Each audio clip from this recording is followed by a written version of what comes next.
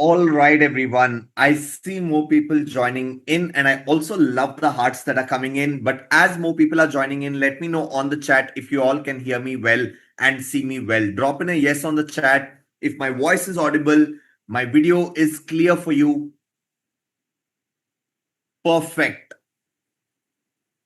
I see that most people are able to hear me well and see me well. Good morning for those of you who are wishing me that. Audio is clear, video is clear. Wonderful. Are we all excited to spend one entire day learning generative AI with Outskill? And yes, we call it the Claude AI Mastermind as well as of today. Ryan, if you're not able to hear me, that could only be at your end. Most of the people here are able to hear me very well. In case there is anybody who is facing any echo or anybody feels that my video is lagging at this point of time, please drop off the call and join back in, and the internet should be fine because most people here are able to hear me well and see me well. And that gives me the confidence that the tech today is on our side and we are absolutely ready to get started. Wonderful. Video is freezed. Probably an issue at your end, Selvaraj. But I'm going to go ahead, share my screen, and officially welcome all of you into the 2-day Generative AI or Claude AI Mastermind. I will tell you why exactly we updated it to Claude AI Mastermind, but it officially is the Generative AI Mastermind because we are going to be teaching you a lot more than just Claude. And by the end of these 2 days, while Claude can become a super crazy assistant for you, you will realize that Claude is just a tool, and you will also realize the immense potential that you can unlock for yourself with AI. Now, as everybody is joining in, I have a screen right here, so I'm reading all of your messages, seeing your poll responses and everything else. As I'm sharing my screen, I would want all of you to go ahead and answer the poll that we have put out. We have some incredibly amazing audience on this session this time. Is my voice okay? Somebody just dropped in a message saying my voice is cracking up. Is my voice okay? Perfect. It's crisp. Wonderful. So whoever said that my voice is breaking up, it is on your end. You can drop off the call and join back in. And one other thing that I'll advise to everybody, use a laptop or a computer to join in. And if possible, use headphones or earphones so that you're able to hear our mentors very, very well. But as I see on the poll, we have some incredible diversity on the call today. There are people with over 10 plus years of work experience. There are people who are getting started with their careers. There are salaried working professionals. There are founders and entrepreneurs on the call. And quite a lot of you, 87% of you, are attending a session at Outskill for the very first time. So as everybody else is joining in, as I give all of you a couple of minutes to answer the poll and set yourselves up with a notebook as well, I officially want to welcome you into the 2-day Generative AI Mastermind. And for those of you who are attending a session at Outskill for the first time or learning from us for the first time, we, as of today, are the world's largest generative AI education platforms on the internet. And we have a large vision of bringing generative AI education to over 100 million plus people globally in the next few years. And we truly believe that by doing so, we would be building the next generation workforce. Drop in a heart if you're with us on this mission, because over the next 2 days, we're going to be teaching you a lot that will allow you to go ahead and teach the same to others. If you look at people around you, I'm sure everybody is just probably using a ChatGPT or a Claude for basic querying. But over these 2 days, today and tomorrow, you are going to see the whole landscape of generative AI. You're going to be seeing how you can use generative AI in your personal life and in your professional life as well. And I very well know that there are people from different domains right here. And you might be wondering, can I use AI in finance? Can I use AI in marketing? Can I use AI in legal? Absolutely, yes. And we are going to be touching upon all of that, right? And what you're attending is the most powerful 2-day AI training programs that has ever been created on the internet. This batch is the latest batch or the most updated cohort of the generative AI mastermind. And lately, a lot of people around the world have started using Claude by Anthropic quite a lot. So, this time in this edition of the mastermind, we have a deep dive into Claude, and you're going to be seeing all of our mentors using Claude at multiple points of time, but not just sticking to Claude as well. At Outskill, more than 11 million plus people from all over the world have started their generative AI journeys, and more than 100 million plus hours of learning has happened already with an average rating of 4.8 on a scale of 5. And for those of you who are meeting me for the first time, my name is Funny Krishna. I'm very excited and happy to host all of you over today and tomorrow. For those of you who are from outside of India, you could call me PK as well. Can I know on the chat where is it that you're all joining in from? And I see questions regarding recordings. I see questions regarding language. We will be sticking to Hindi, sorry, English, because we have people from all over the world. So we will not be able to speak in Hindi, but we'll keep the language very simple. All right. I see a lot of you saying you're from India. Wonderful. Mexico, Brazil, Kenya, USA, Australia, Saudi, Bhopal, Nagaland, Hyderabad, Bangalore, Oman, Muscat. Insane. Sri Lanka. Wow. Insane. Afghanistan. Okay. Very, very nice. Australia, Amsterdam. I love it. The chat is booming at this point of time. I know you all cannot see the chat. It's only something that I am able to read. But Philippines, wow.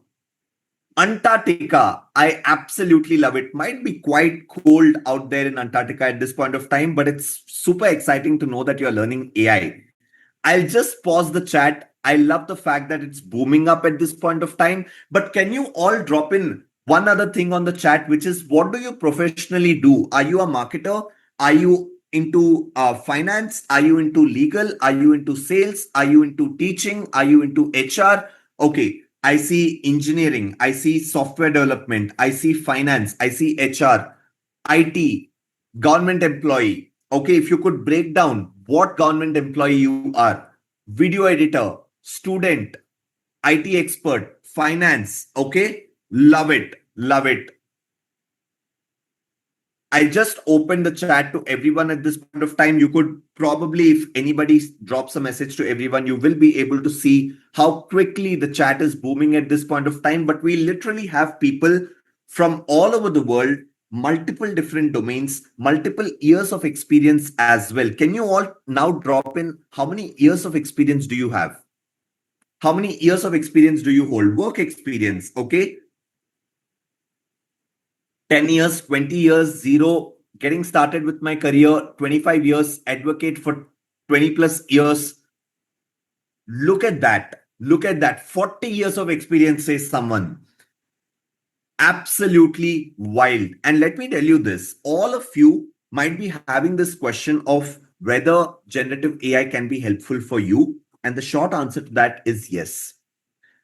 At Outskill, today I'm the Associate Director of Growth, and I'm also one of the founding members here. And in every domain of Outskill's functioning, we use generative AI today. And there's something more important that we are going to be talking to all of you about, which is the mindset of an AI orchestrator that everybody needs to develop. So these 2 days that you have signed up for, you might have not thought how powerful these 2 days would be, but they're going to be extremely powerful. And I'm going to be hosting you over today and tomorrow, along with all of the mentors that we have brought on board to help you out in learning all of the different things. Ever since I started my career, I have been a practitioner and a teacher myself. So I know a thing or two about what does it truly take to bring the best versions of people outside of themselves by helping them upskill. And along with me today, we have two incredible people joining in to teach you the world of generative AI. One is Dilip, and next up, we also have Web of Sisinti coming in. Both of them will be leading the sessions today. And tomorrow, we have two other incredible people joining in to teach you how they do things with generative AI. And the beauty about all of this is that the people who will be teaching you, be it Dilip, be it Vaibhav, or be it the mentors tomorrow, all of them have gone deep into AI. They don't just use it professionally, they use it personally as well. And there are a lot of opportunities that you can unlock for yourself, irrespective of whether you're a student or a working professional with n number of years of experience. As of today, there are a lot of opportunities that you can unlock for yourself by getting into consulting, by getting into entrepreneurship, by becoming solopreneurs. Drop in a heart if all of you would like to see how people are creating wealth for themselves beyond of productivity and efficiency by using generative AI. And all of that is what we anticipate to share with all of you today, so that your mind opens up to the possibilities. And yes, of course, a lot of you requested for Web of Society to come in live and teach everyone, and that is exactly happening today. How many of you have already learned from Web of Society? Probably through podcasts, probably through his content online, or might have attended his sessions previously. Drop in a yes, no on the chat if you're excited to meet Webhav as he comes in today. Didn't imagine that Webhav would be teaching. Oh, love it. Insane. Insane. However, we will not be able to provide recordings to any of the sessions that will be happening here, because, like I told you, it's a full day long sprint that we are doing from now until 7 p.m. IST. And due to certain tech reasons, we will not be able to provide the recordings of anything that we teach here. However, I have a lot of session notes, I have a lot of workbooks that I have packaged, and that will be shared with you towards the end of the day. But please make sure that you're taking notes, make sure that you're writing down notes, and also taking screenshots of any slides that you may find important. Recordings will not be provided, but a certificate will, of course, be provided. For everybody who completes the whole mastermind, we will be giving you a certificate from Outskills side that you can go ahead and put on LinkedIn or your resume as well, and let the world know that you have upskilled yourself in AI.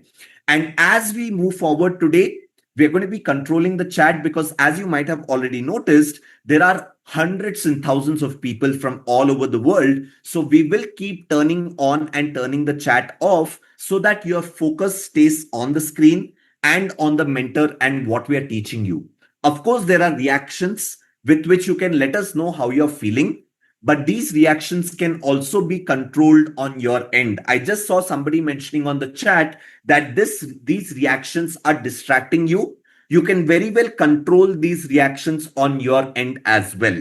You can make them smaller, you can hide them completely on your screen, or you could have them as well.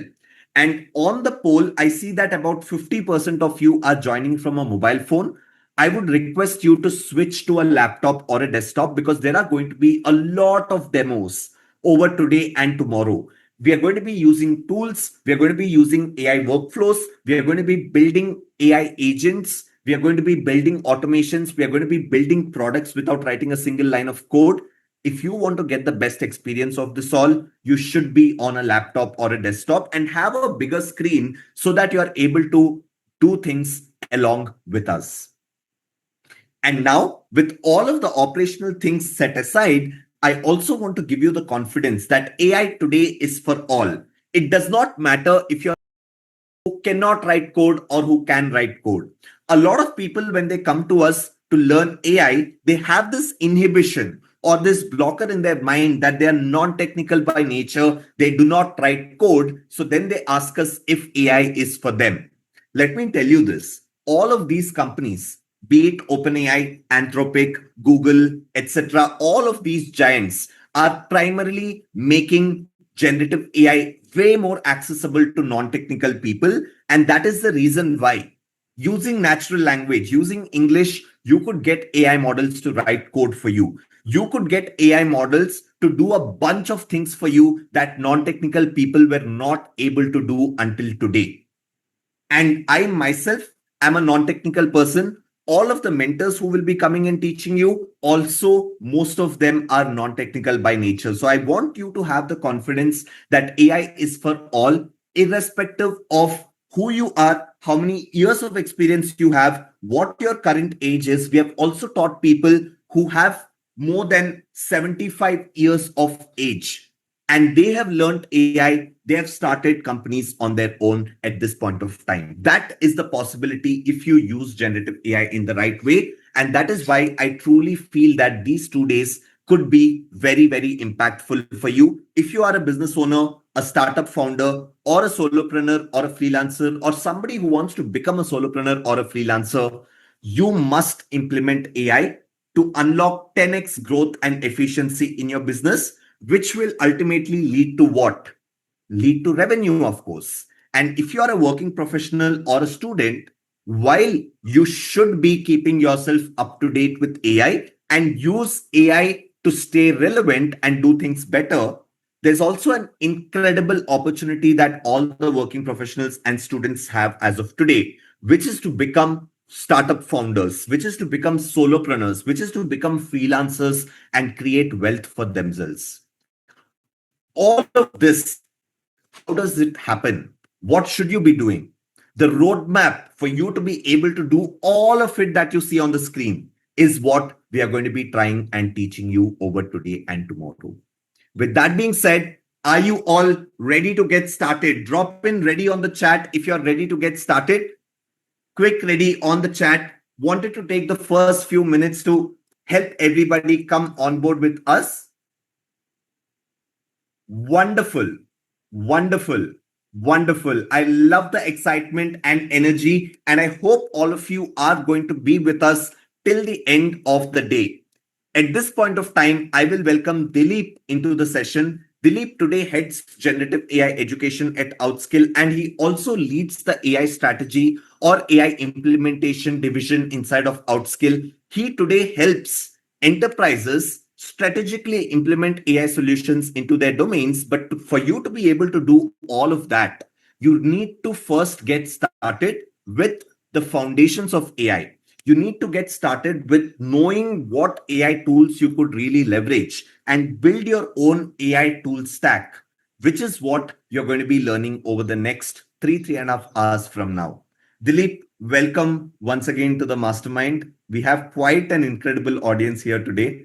Um, I hope everybody is able to see Dilip. Drop in yes on the chat.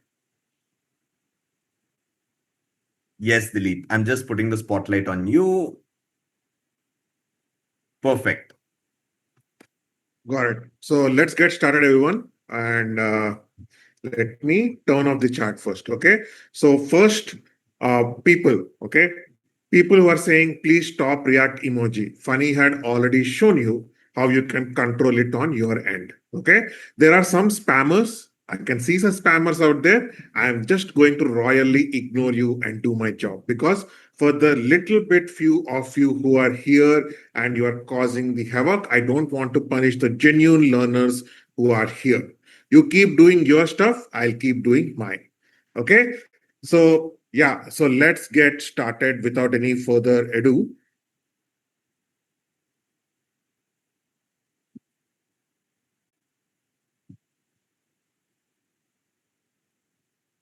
You're finally able to see the screen? Yes, we can see the screen. Awesome. And I am turning off the chat on and off so that I can control it. It'll always be kept to hosts and panelists so that I can see the chats overall. So quick rules before we go. This session demands your complete focus. This is going to be an intense session through and through. What that means is this session you will have to see a lot of context switching. There'll be a lot of tools. There'll be quite some information that will be shared with you. It is accessible to non-technical folks also. Now, some of you will feel that the session is a little bit slow. Some of you will feel the session is a little bit fast. Okay. For the people who feel the session to be a little bit fast, it is okay. When you get the notes later on, you can try to implement the few things that you can. For people who are feeling the session is a little bit slow, please understand that there are other people in the session who might not be able to keep pace with the session. And therefore, you will have to be patient and go along with me.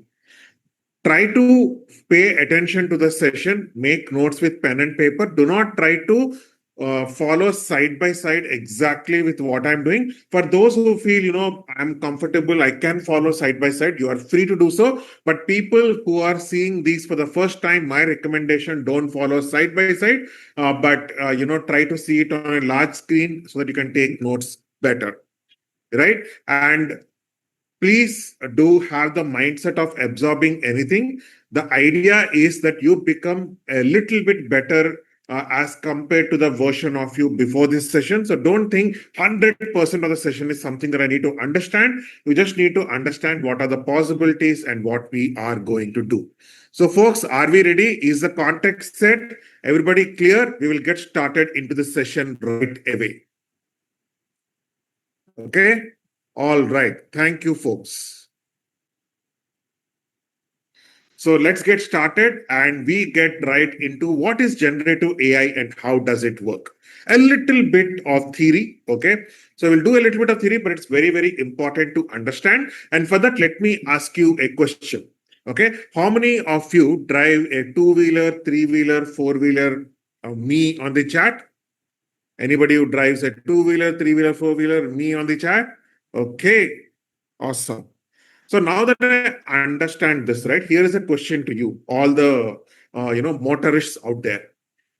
When you are driving, okay, imagine a version of you driving the vehicle without understanding how the vehicle works, and a version of you who basic understanding of what the vehicle works. You are not a mechanic who can dissect it and again place it back, but you know that, okay, if you hear something off, you know that something is wrong, and at least you can attempt to explain clearly what is the problem.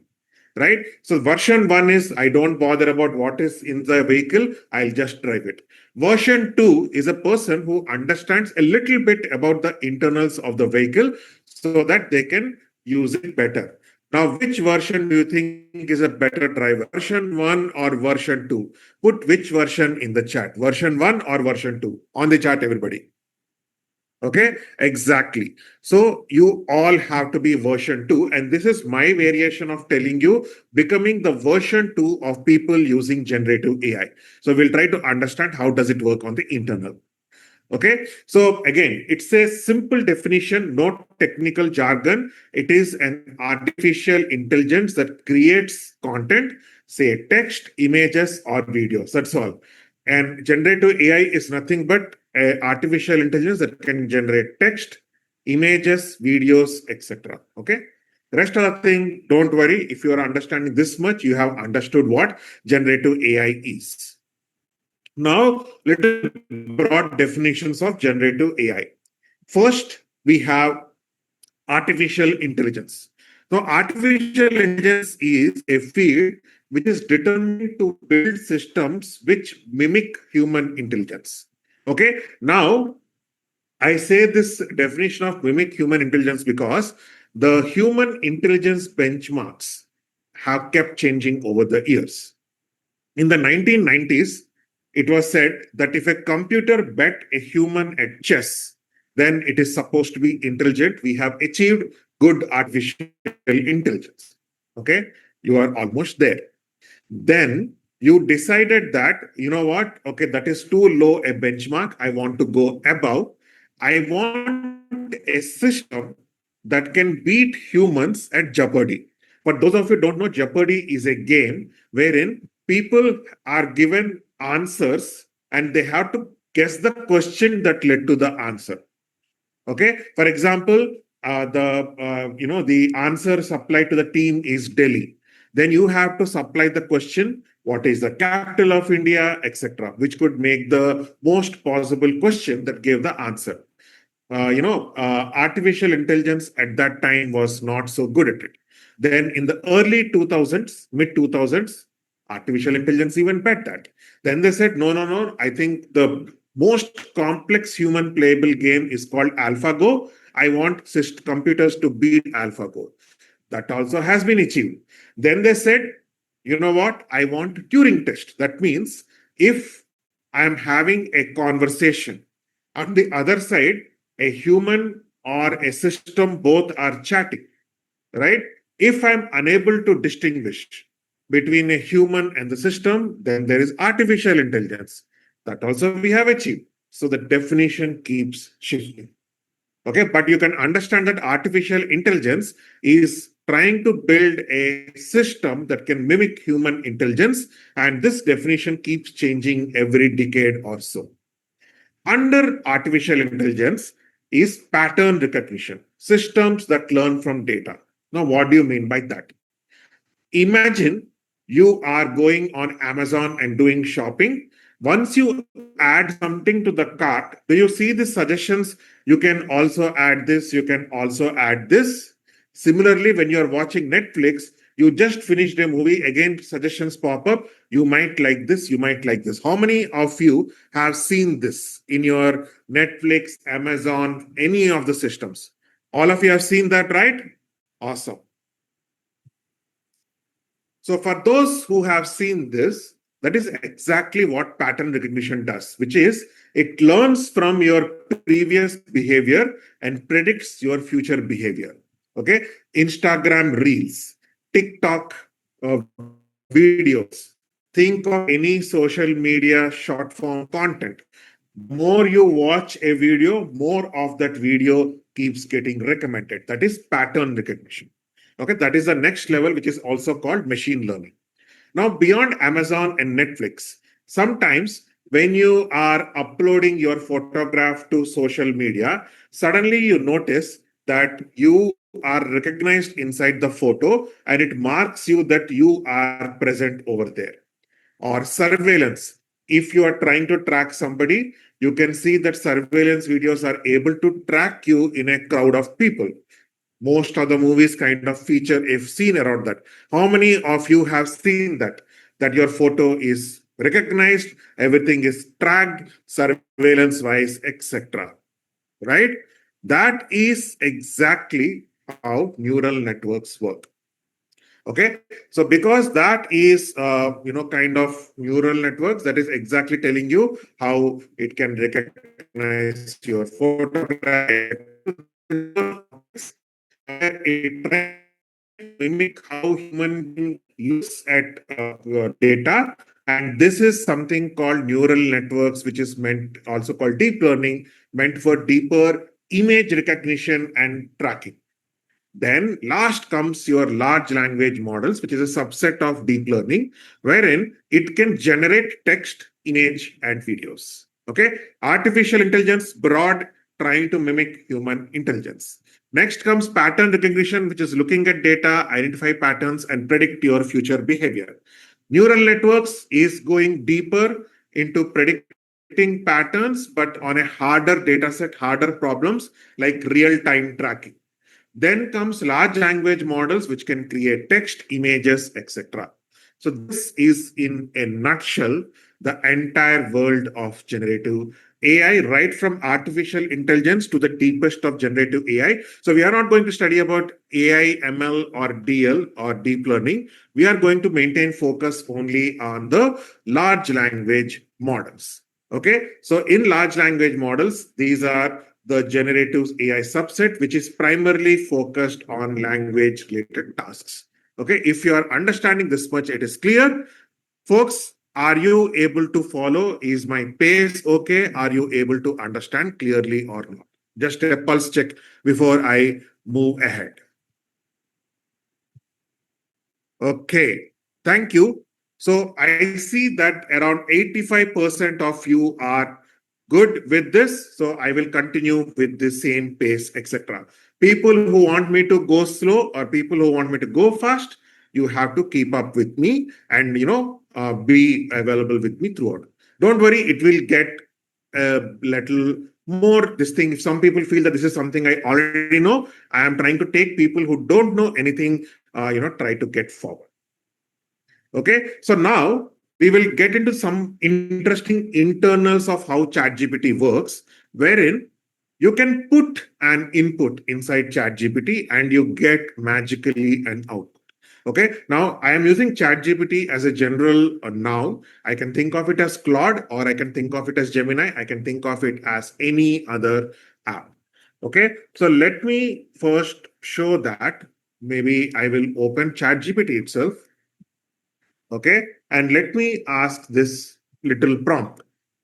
explain large language models to me like I am 5 years old. Okay, so I'm asking explain large language model to me like I'm 5 years old, and this is what it tells me. Imagine you have a very smart parrot, a parrot that has read lots and lots of books, stories, websites, homework answers, emails, and conversations. When you ask it something, it does not think exactly like a human. Instead, it thinks, when people say words like this, what words usually come next? So, what does large language model mean? Large is it has learned from a huge amount of text. Language, it works with words. Model, it has a computer brain that finds patterns. So, for example, when I say the cat is drinking dash, the model guesses milk because it has seen sentences like that many times. It has seen sentences where cat drinks milk has been seen multiple number of times. Okay, so it has just understood things, right? For example, think of autocomplete on your phone. I am going to the, it will predict store because that is most number of times you are saying I am going to the store overall, or I'm going to office based on your work overall. So that is how large language models work. This is the query and this is the response. Now I will go a little bit deeper into the internals and explain what is happening. So let us assume that I have given this exact same prompt, explain large language models to me like I am 5 years old. I am trying to explain this clearly. So at that point in time, the very first step I'll do is something called tokenization. So what is tokenization? Okay, imagine you are a chef. Okay, now if you are a chef and suppose you are trying to make something with pumpkin, do you use the pumpkin as it is whole or do you cut it into small pieces? Let me know in the chat. Cut into small pieces or use it whole? Let me know how you guys think. What does a chef do? Absolutely. The chef cuts it into very small pieces. That is exactly what your model is doing. It takes your large sentence and is cutting it into smaller pieces.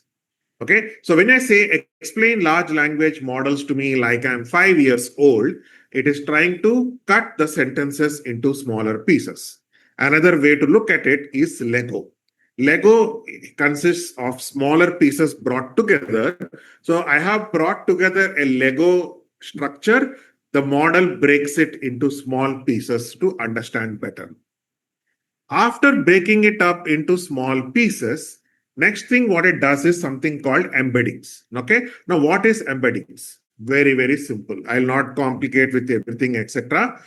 Like how humans understand English, computers understand mathematics. So that is the language computer understands. Now imagine that you are talking to a French person. Okay. So whatever words you say, you have to translate it into French for the French person to understand. Similarly, your computer can understand mathematics. So whatever English you have given, it has to be translated into mathematics for the computer to understand. So translating your words into a language that the computer can understand is the process of embeddings. Think of it like a map. Okay. Think of it like a map, like a GPS. Now, when you think of GPS, you will think of places like Eiffel Tower. Okay. You will think of places like Statue of Liberty. You will think of places like Red Fort. Okay. Now, from the GPS point of view, how does it remember these places? Can anybody tell me how does a GPS remember the places given? Red Fort, Eiffel Tower, Statue of Liberty. Exactly. Everybody is getting it right. It is the coordinates, right? The latitude and the longitude coordinates. Now, as a human, if you give me a coordinate, can I understand what the coordinates, what place I'm referring to? Can I understand yes or no in terms of coordinates? Absolutely not. Because I don't remember that. Unless you tell me Statue of Liberty, I won't understand everything. So think of this embeddings to be the process of transforming the words into coordinates. And the best part is similar meaning words become neighbors. Okay, that means if I'm looking at words like founders, startups, fundraising, VC, they live in the same neighborhood. Then I say student, exams, right? They live in another same neighborhood. Okay, so these are people who are living in the same neighborhood overall. That is exactly what I am trying to do. Okay, so I have got embeddings, which is now converting my words into coordinates with similar meaning words existing in the same neighborhood. The next step is where the magic happens. Okay, the model focuses on the most important parts of the text. That means it is now trying to understand that from this entire sentence, what is the important words that will change my answer or supposedly change my answer. Okay, now think of it like, you are going to a movie theater, and let us suppose your seat is F12, right? And it is dark. So what you do is you roughly know the architecture of the movie theater where there is A, B, C, D, E, F. You don't start searching from A. You directly, approximately where F is, and you shine a torch on the F seat to exactly find that F12 seat. So F is the important part of the description, which helps you to focus on that particular thing. Similarly, there are some words which allow you to focus on the most important words, and that is what self-attention is. Large language models and like I'm 5 years are important parts which will change the answer. For example, if you think of removing that word, if your answer changes, that is an important word. And this is like shining a torch on the important word so that the model can focus on them. That is self attention. Then you make predictions. Okay, let us take a simple exercise. Let us assume that the sentence is: imagine you have a super smart robot friend who read every dash. What is the most likely word? Is it book or is it bank? Let me know in the chat. Is it book or is it bank? Okay, exactly. Everybody is saying book. That means you are looking at book and you are, because you have read many things where you said read every book comes later. So it makes the prediction that book is the most probable word that is present, and word by word you try to predict. And then finally, you have the complete response with bullet points or paragraphs or anything that happens so that you can understand it really well. So this is like converting your coordinates back into words and giving you the sentence. And that is where a sentence like imagine you have a super smart robot friend who has read every book, story, and conversation ever written. When you ask it a question, it looks through all the words it has learned and finds the best answer just like magic. So this is the 5-step process. Tokenization, chopping up your sentence into little words. Embedding, converting the words into mathematical constructs or coordinates so that similar words live in similar neighborhoods like a GPS. Then transformer, you can look at the exact content and you figure out what is the right words where you need to focus upon the relevant important parts which can potentially change the answer. Prediction, then you try to predict which word comes next and you try to generate the response by iteratively predicting the words. Folks, are you now clear on an intuitive level how generative AI kind of works underneath? Having a good understanding right now? Folks, yes? Okay, awesome. Let's move on. So this is exactly how generative AI works, and you can pat yourselves on the back because you are better than 95% of the folks out there who don't know how it works in the backend. Okay, good job. Now, let us try to understand how to talk to this model in the best possible manner. So till now we understood the internals. Now we'll get into understanding the driving part of it. How do you start the bike? How do you, release the clutch? Or, how do you kind of set it up into position so that you are driving it smoothly? It could be a bike, it could be a car, it could be anything. How do you drive it smoothly without any jerks? That is what you're going to learn in the next possible thing. Now, there is a lot of conversation around prompting. Okay. People say there are multiple prompting techniques out there. Okay. But what people miss out is you cannot learn prompt engineering unless you learn something even more important, which is called context engineering. Okay. Prompt engineering is giving better instructions. Okay. So the better instructions is like, you know what? Take your vehicle, turn it on, start with the battery. If the battery is not allowing the vehicle to start, give it a kick or two, etc. Okay, so that is like giving the better instructions out there.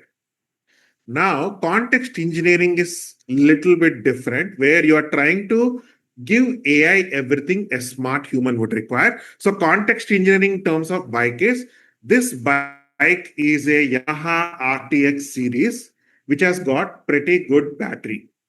So, you can directly use battery to start it. You don't require to use a kick.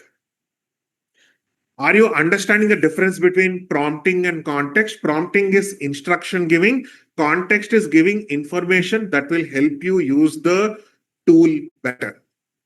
Okay, folks, are we clear over here? Because this is a very important point. So if you are clear, we will be able to go further and go deeper into this. Right? So just to give you a little more understanding in another example. Okay, now let us assume that you have hired a new employee. Okay, now this employee is super smart. Okay, he or she has got every knowledge in the world out there, knows every process. This person is the best person you can ever hire in the world. This person has just joined you. Now, can you expect this person to work brilliantly from minute one of their joining? Yes or no? Can you expect this person to work completely? Okay. A lot of you are saying no. Why no? Take 5 seconds to frame the answer and type it out. I give you 5 seconds. I'm opening up the chat. So you can tell me your answer. What is the missing ingredient for this person to perform well? Okay. Absolutely. People are bang on. It is exactly the context. They don't know the company. They don't know the culture of the company. They don't know how things get done. Without that, even if you get the smartest person, they are bound to fail. That is exactly what context engineering. Prompting means I'm telling this employee, prepare a report. That is prompting. Prepare a report is prompting. Context is, hey, this is a company that has these many departments and these many departments. You are going to prepare a report for department X, and this person would like to have the report containing these particular data points. Now go and perform the do the report. Do the report is prompting. The rest is context. Okay, so that is exactly, think about context engineering as giving that adequate information to this person who has joined you just on the first day of the job and how you are working with them to ensure their success. Now, if this person fails within the first 1 week, whose fault is it? Is it the person or is it yours? Let me know in the chat. If this new person who has failed, is it yours or is it the person's? Okay, exactly. It is the employer's fault. So now, the leading question, if AI is not giving you the good output, is it your fault or is it AI's fault? Let me know in the chat. Your fault or AI's fault? Okay. That is exactly. It is the person's fault. It is not AI fault. That is all context engineering is all about. Okay. So there are 5 layers of context engineering. What are those? First, we'll understand. Then we will go with a prompt and try to use the prompt and give the complete structure. First is identity. Who is the AI acting as? You have to give it the role. You can say AI act as an analyst, AI act as a chief of staff, AI act as a teacher, AI act as a founder, AI act as my boss, AI act as my reporting. Give the identity to AI. When you give the identity to AI knows exactly from which point of view to think through when doing a task. Then the world context. What does the AI need to know about your situation, business, and audience? The best possible thing is always wear this mindset. If this was my employee, what was the information I have to tell? And this is an employee who has joined me on day one. Imagine the amount of instructions you give or amount of context you give, right? They need to know about the company, the business, the audience. What does the AI need to know to kind of be successful? Then task. What exactly needs to happen? So this is the prompt. The task is exactly the prompt that you're saying what is exactly that you need to do. Then example context. That is, what does great output look like and what does bad output look like? Okay. So if you say, try to prepare a summary, keep the summary short, concise, and action oriented. Do not put fluff. Now, that is a great example of what is the context that is required. What is the example? Then the boundaries, rules, and non-negotiables, right? You can say, don't write it this way, don't write it that way, etc., and all that. Right? Now, in here, right, I want to bring your attention to the AI skill space. A slight detour. We'll come back to the main session very shortly. In AI skill space, if you are using ChatGPT, Gemini, or Claude, and you have been just working with it day in and day out, you are the basic users.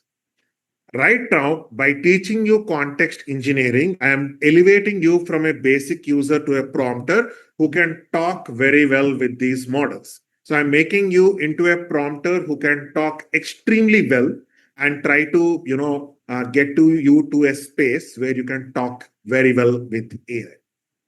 Then I come to you on automations. Okay. So you will see a little bit of what automations mean in the next session and agents as to where you will see how it will, autonomously do work.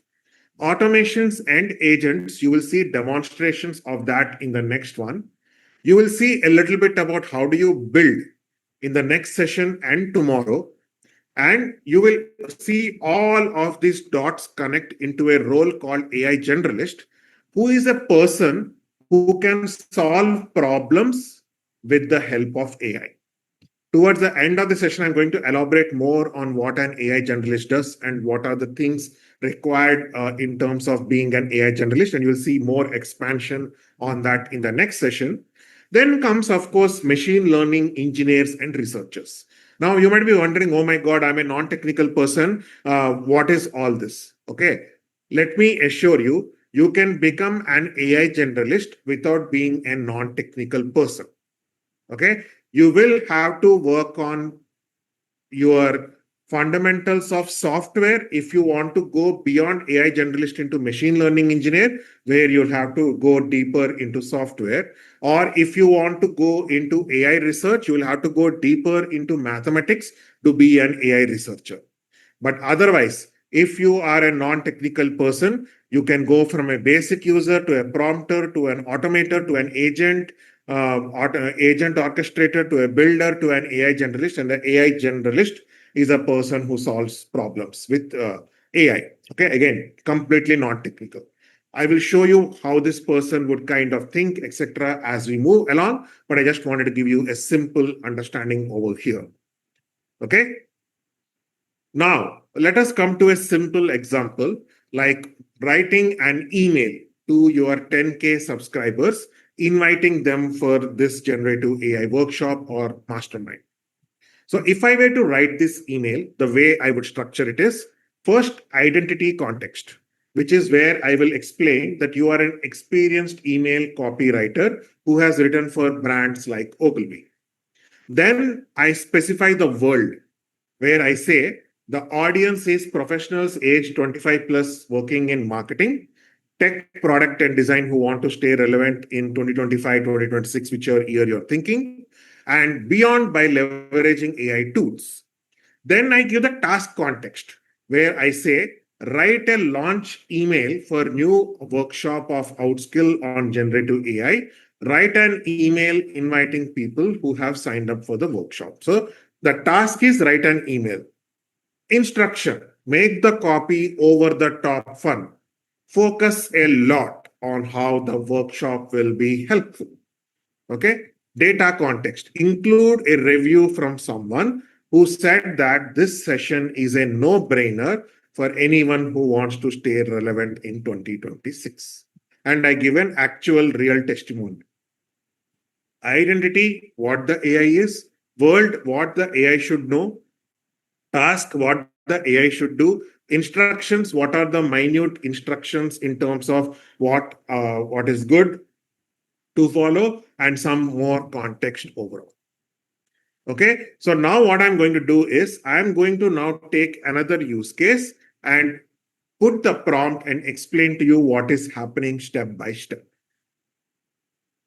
So let me, so I am using a tool which is completely in beta right now, or maybe Funny will show it to you later in terms of the other features of this tool.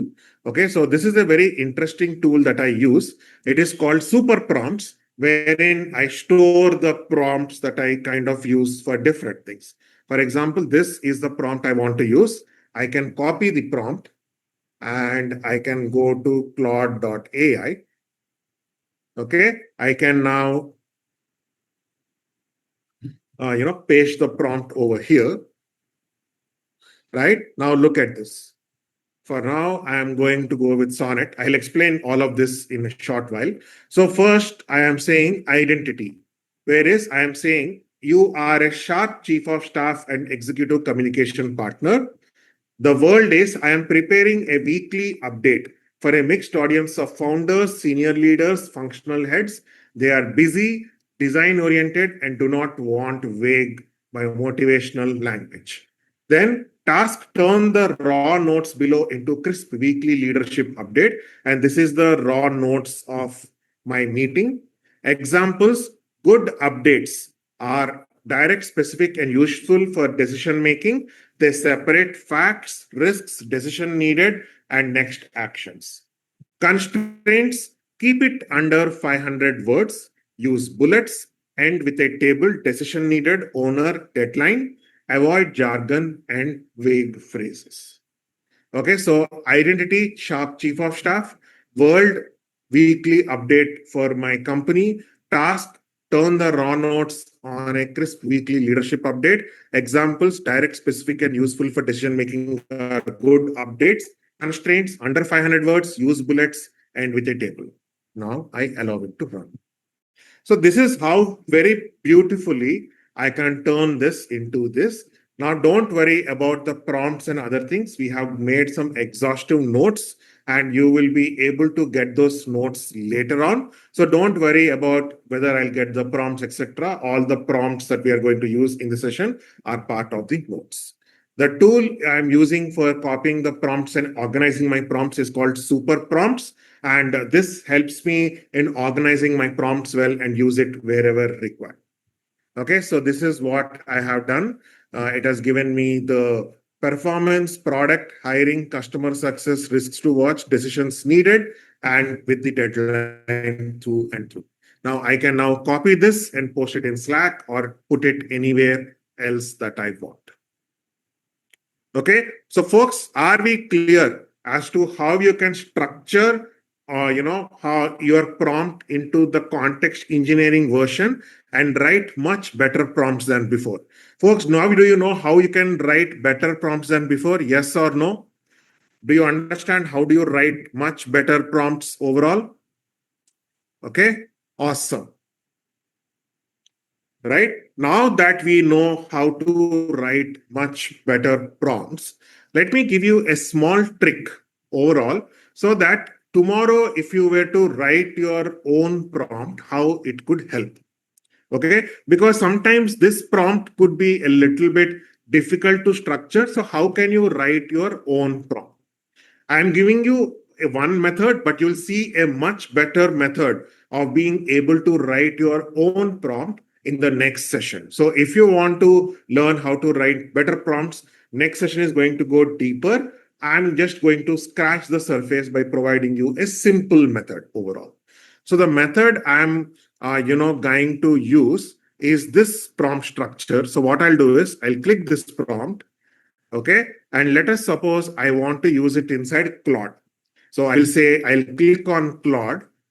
The best part is it is going to, kind of copy that prompt into my Claude automatically. I don't have to do copy paste. It will copy into prompt automatically.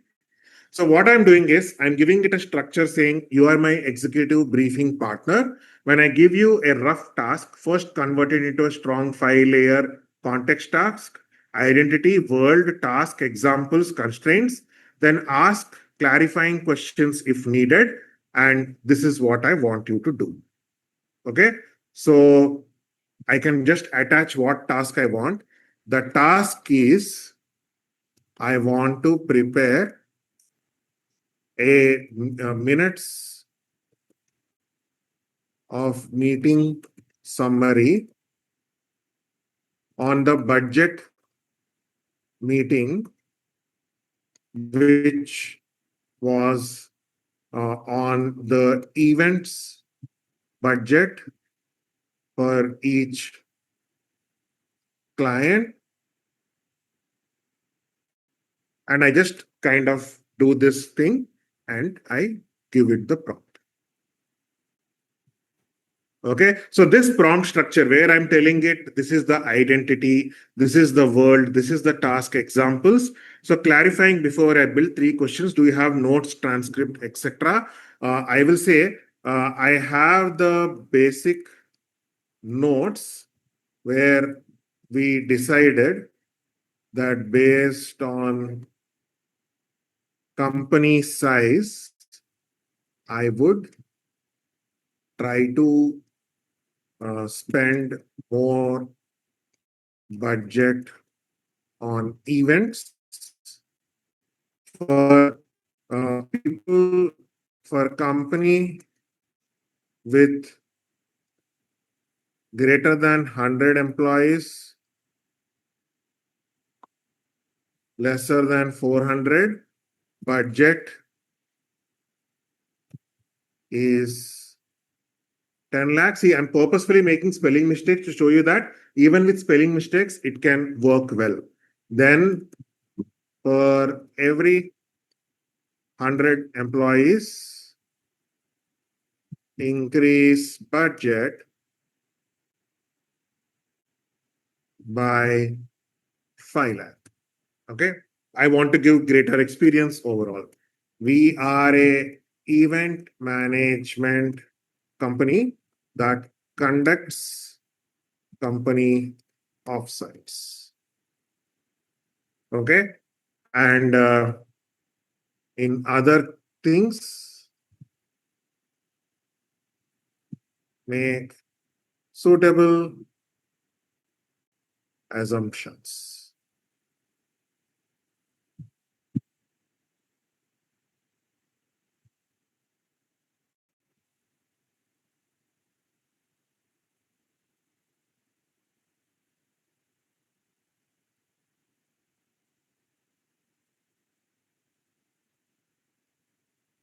So it is kind of making those assumptions and trying to put everything overall, right? It is giving your entire thing in a neat manner, right? Now, what you can do is you can also say, are you sure that this is the best possible output? Can you double check? Now, this is an underrated tip. Whenever you ask AI to check its own output, it will try to build it better. So it is said that the budget logic is correctly derived, table structure is clean, action items are practical. What is actually weak? The client table is useless, the attendee section is filler, etc. Then I say rebuild it clean. Okay, so what I'm doing is I am improving on what it is trying to do. Don't worry about what is happening here. I will explain it to you clearly later on. But as this is running, let me explain to you what is kind of happening underneath, right? Think of it as a hidden thing. For now, just let us wait for the output to come. I will explain to you later down the session as to what this is happening. But in here, what I'm doing is, instead of me writing the prompt, I have told that when I give a rough task, convert it into a strong 5-layer context stack. So internally, it has converted it into this level of prompt and building the output for me instead of me providing everything. Wherever something is missing, it is going to ask me those questions, fill the gaps, and then give me the answer. That is exactly what is happening over here. Quick summary of what I've done right now. In the previous example, I copy pasted the exact context engineering prompt. In this case, I gave it a structure of how it should think through in the prompt so that when I give a task, internally it will build the prompt and give me the output. And then I can push back and give it feedback in terms of what is required. And now it has kind of giving me the meeting minutes of meeting for my budget or anything like that.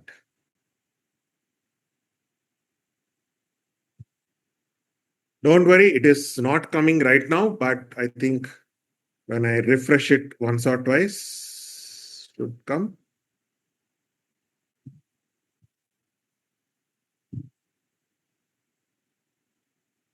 It's okay.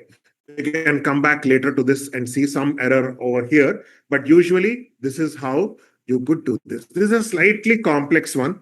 Okay, for people who are maybe wanting to stay on the beginner level, you can try to build your prompts in the way I have shown you previously. But if you want to go a little bit deeper, a little bit advanced, you can even think of it in this particular manner, wherein internally it is kind of building the prompt and giving the output.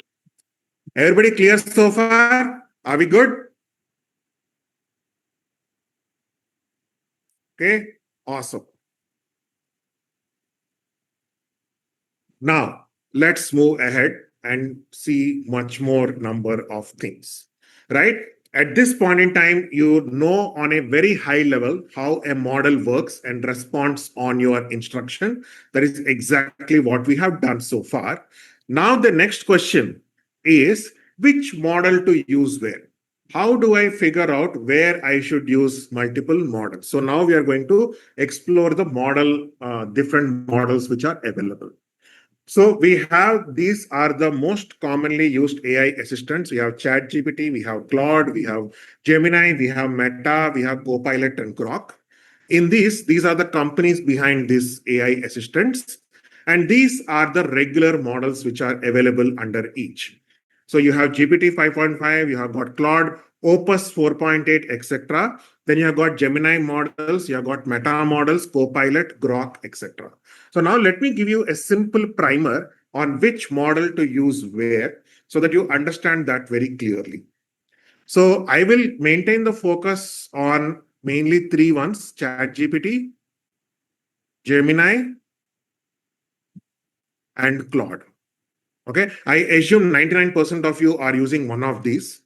So in ChatGPT, if I am looking at simple tasks, I use 5.5 instant. If I'm going to go into a task which requires a lot of thinking, I will go into 5.5 thinking model. And if there is something which is very, very deep and I have to put in a lot of effort, I will go to 5.5 Pro. Now, instant is in free plans itself. Thinking is in the pro plan, the plus plans of ChatGPT. Pro is obviously on the pro plan, unless until you are doing some very, very difficult tasks which require a lot of thinking power, you will not require pro. For 90% of your work, instant and thinking should suffice. Gemini, you have got 3.5 flash, which is used for 80% of your tasks. You don't require anything beyond this. For the few 20% that you are trying to work with, for the 20% of the tasks, right, you might require the pro models. Now, tomorrow, say 3.5 Pro or 4 Pro could also come in from Gemini. But whenever these models come in overall, right, or if they release in a very short while, you will be able to decide this 20% to go over here. Now Claude has a slightly different things, right? Now don't think that this is a bad model and this is a good model.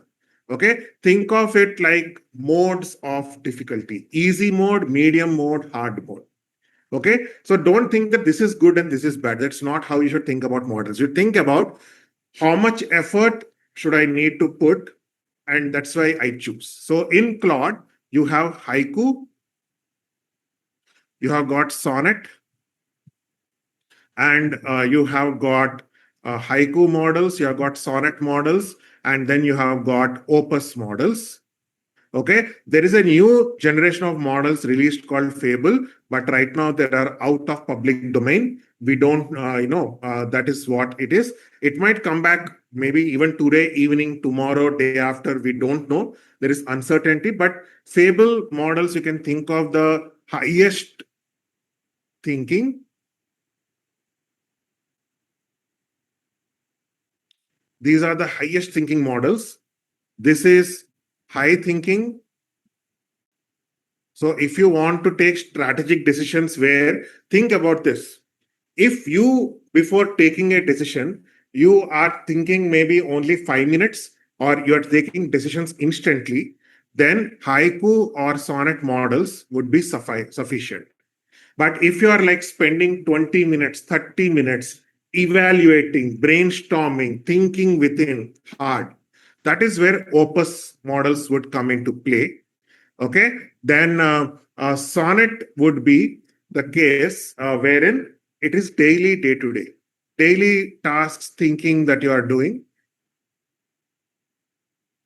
Wherever you're trying to do daily tasks, you can use Sonnet easily. Haiku is for batch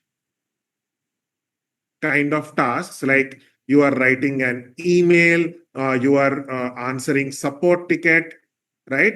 So when you are drafting an email, writing an answer, building the support ticket, that is where you can use Haiku a lot. Okay, so this is the simple framework to do. If I'm thinking instantly and taking decisions, I will go with the lower level models. If I'm thinking for like 5 minutes before I do something, or this task involves me to think 4 or 5 minutes before I do it, then I will go for the medium level models, the thinking models, the flash models, etc. Then if I'm going deeper, if I'm strategizing a lot, I will go to Opus and I go deeper into that. Okay, folks, have we got an understanding of how you can think about which model to use where? And this is the best way for you to reduce your token usage. Okay, a lot of times, how many of you have faced this? You have been using a model and suddenly it says you have reached the limit of the day.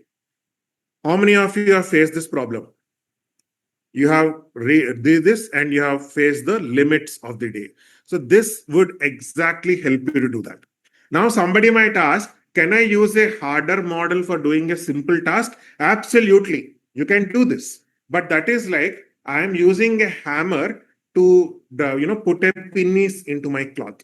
Okay, that is exactly what I'm doing if I'm using a very complex model for a simple task. You are overusing that. Or another favorite example I have is you are trying to use a nuclear missile to kill a mosquito.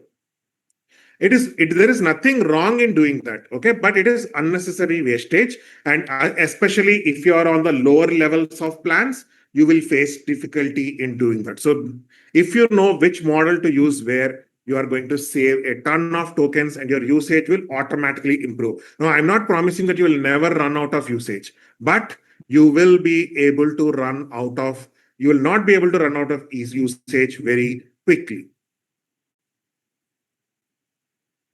Right now, let us think about how many AI models are out there. Okay, let us do that. Think about it for the next 5 seconds and tell me how many AI models do you think are out there in the world? 5 seconds to think. Take a rough guess. 5, 4, 3, 2, 1, and go. Put in the chat what's the number. Whenever I do this, I get very wild answers. I'm looking at the wildest answers possible. Okay, you have not disappointed me at all. Okay, so there is somebody who said 1 million models. There is someone who said 20 models. Okay, people who have said between 400 to 600, you are absolutely right. And the place where you can check how you can find out the different models is this platform called openrouter.ai. So in openrouter.ai, once you go to this thing, again, we will give these tools, the everything in the notes. You don't have to worry about it. Explore models, and you can see that you have got 374, then 400, 404, 418, 422, 431, 441 active models which are available. Now, when you log in, you will see a different model. I would see a different model overall. So that's exactly how these models are present. Okay. Now, you might be wondering, okay, but how will I know I am coming from finance? I am coming from marketing. I have this job. Which models are used a lot? Do you have these such questions, everybody? I am from so and so field. Which model should I use? Anybody having those questions? Let me answer that in the next 20 seconds. Okay, in the next 20 seconds, I'm going to answer that. So in Open Router on the top, you can go to something called rankings. So you go to rankings. In the rankings, it will tell you which models have been used a lot on Open Router. Okay, this is telling you on Open Router which models have been used a lot. Now, as you scroll down, you will see multiple different things. This is not the ones. Keep going down. And here in categories, right, here you can see programming. So if you are a programmer, then according to Open Router, this model, MIMO V2.5, has been used the most. Now I can go and I change to marketing. So if I'm a marketer, MIMO V2.5 has been used the most from the marketer's point of view.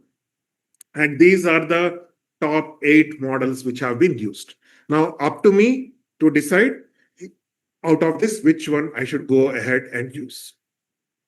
Then I can go into legal. If I'm a lawyer, Gemini 3 Flash Preview has been used a lot for legal use cases. So a lot of people who are trying to do legal use cases, they have used Gemini 3 Flash Preview a lot. Then if I'm looking for health, DeepSeek V4 Flash has been used a lot. Then say I am using for academics, for learning, again, DeepSeek V4 Flash has been used a lot. Okay, now if I'm saying technology, Claude Sonnet 4.6 has been used a lot for technology, and so on and so forth. So I can look at which model has been chosen. It is not telling you that this is the best model out there. What it is telling is on this platform for this use case, this model has been used a lot. So you can think of it as a proxy of, okay, when multiple people are using the same model, it means that there is some benefit of using this model for my use case. Okay, that is exactly what it is trying to tell you. So now you can understand which model to use where. Okay, now how many, let me ask you a question, right? And this will kind of take me to the next demo. Which is the best pizza of the world? Okay. Answer the question, which is the best pizza of the world?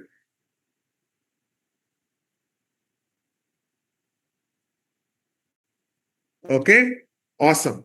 So one of you said Domino's pizza is the best. Somebody said Italian pizza is the best. Somebody said Pino's pizza is the best. Somebody said Papa John's is the best. Somebody said C. Nona's. Somebody said Neapolitan. Somebody said Chicago deep dish. Everybody has a unique answer. That means it is not the question you have answered is not what is the best pizza of the world. What is the best pizza for me out of all the pizzas that exist in the world? That is the question you have answered. So, if you want to understand which model is good for me, you need to be able to test that model very well. So, how to test the model overall? So, let me give you a demonstration of how to test the model overall. Okay. And for that, let me pick a prompt. Okay. And this is a tool called getmulti.com. Okay. This is got getmulti. And in getmulti, what I can do is I can check the output of all the models in a single shot. That means I can get a small pizza wherein I have one slice of Domino's, one slice of Papa John's, one slice of Neapolitan, one slice of sourdough. I can get the taste and then decide which pizza is the best for me.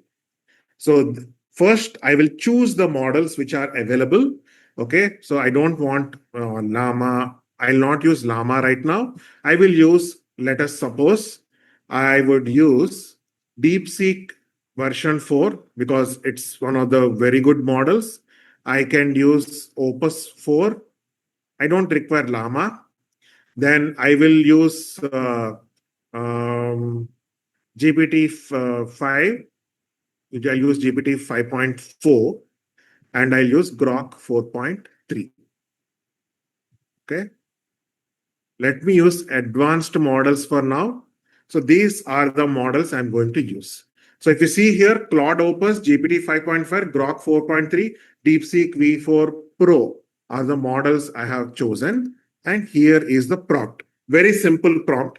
Over here I'm putting, wherein I'm saying, explain AI agents to a senior business leader who is smart but not technical. Keep it under 150 words. Use one analogy, end with one sentence as to why this matters for teams in 2026. And I will say set. Now it is going across each of the model, and now it is thinking through the answer and giving me all the answers which are available. Okay, there you go. I have the answer from Opus 4. Okay, I have the answer from GPT 5.4. I have the answer from 4.3. I have the answer from DeepSeek. Now it is up to me to tell me or decide which model in a way I should go for. Okay, take a few seconds from this and tell me which model did you like. Folks, tell me which model did you like out of the four outputs you have seen? Okay, awesome, awesome. Right. So as I am seeing on the chat, what I see is you are equally divided between each model because each of you have your own personal preference. So suppose, for example, I like GPT 5.4. I can say I prefer this response. I will say insightful and I can send feedback. And now my platform will know that I preferred this response over others. So getmulti kind of helps me to check the outputs on four models in a single shot so that then I can decide which model to use for a particular use case. Okay. On the free plan, you can maybe do one or two chats and then it'll ask you to upgrade to a paid plan.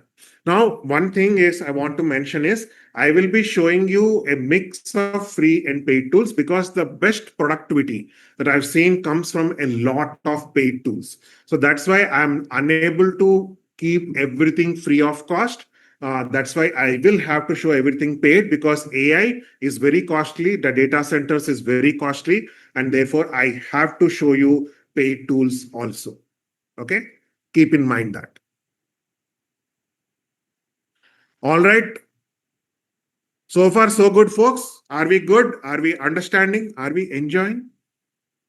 Yeah, good. Awesome.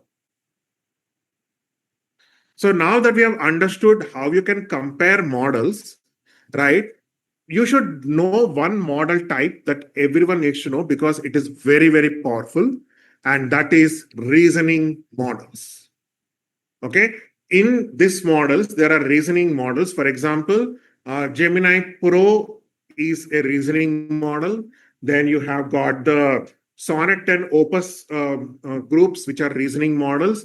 Then the 5.5 thinking is a reasoning model, because they think through and then give the response. Okay, so these are the different reasoning models out there. Now let us play with one of the reasoning models. So I want to show you the reasoning model of Opus, because very powerful. 5.5 is also decent, but personally I like Opus. Okay, so let us play with the Opus model. So let me go back to the prompts, and yeah, I will copy this prompt. I will go to a new chat.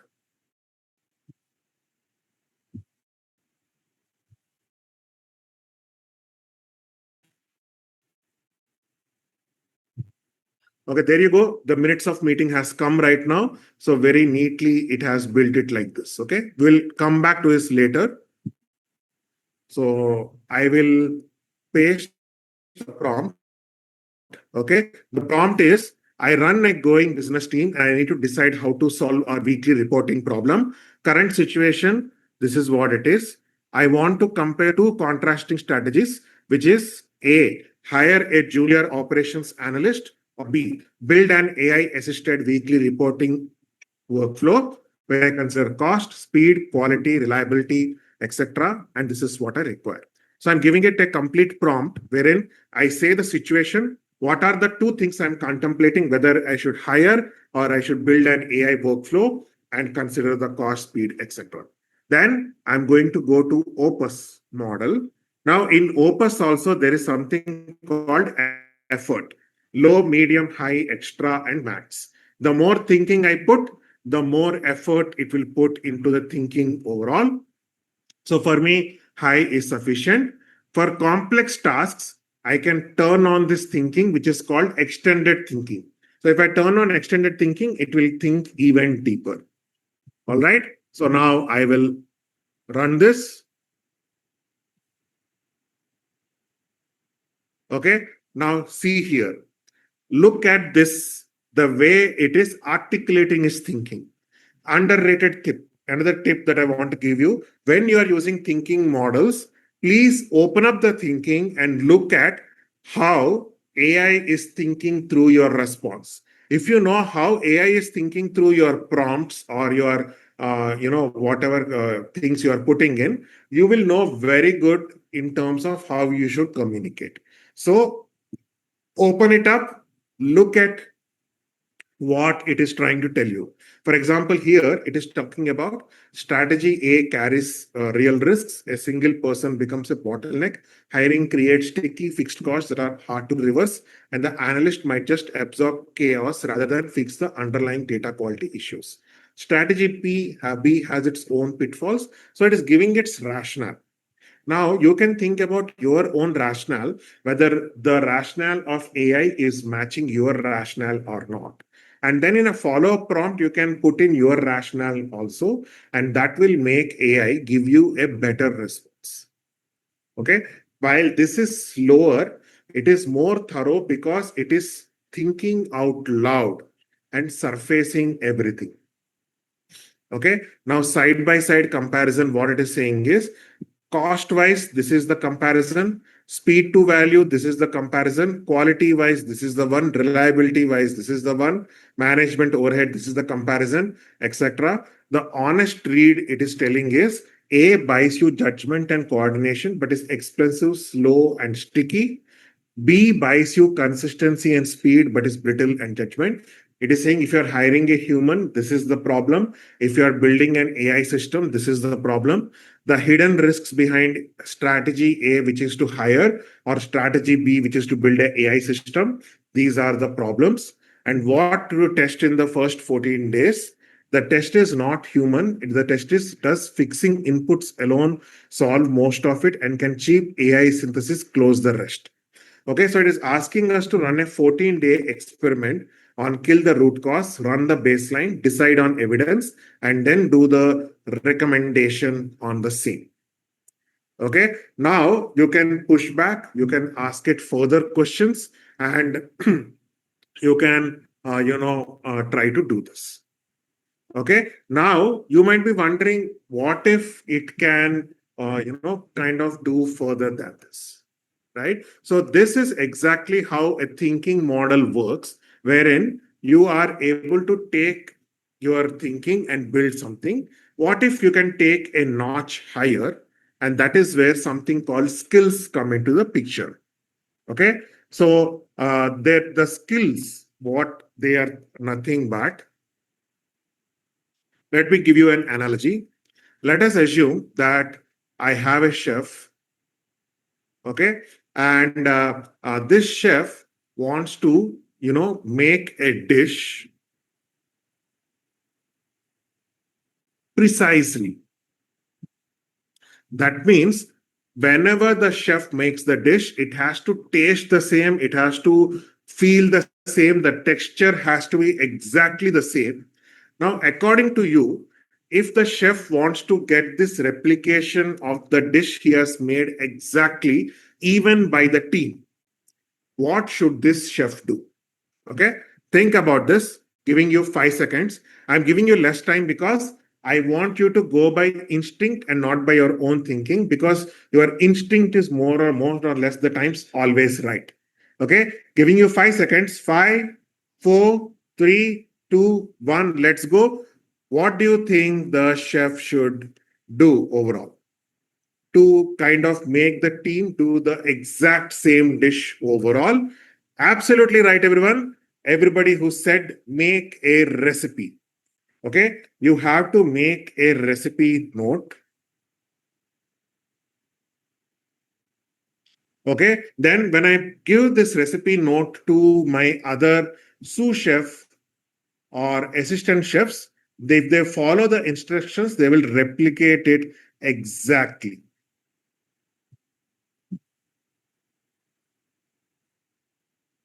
Okay, they will replicate the dish exactly how you would, do that, and further even more. Okay, you can also, try to make the recipe into the standard operating procedure or SOP, and that is what skill is. For chef, it is recipe, a repeatable pattern of instructions.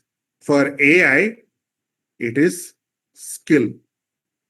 Okay, a repeatable pattern of instructions of doing the same thing over and over again. So there are some skills already available, but these are available only on the paid plans currently. Okay, and for this skill, if you have to use, you have skills like docx, which is creating documents. You have skills of pptx, which is creating PowerPoint. Okay, so you have got the skills which can do the work for you. So these are skills built by Claude itself.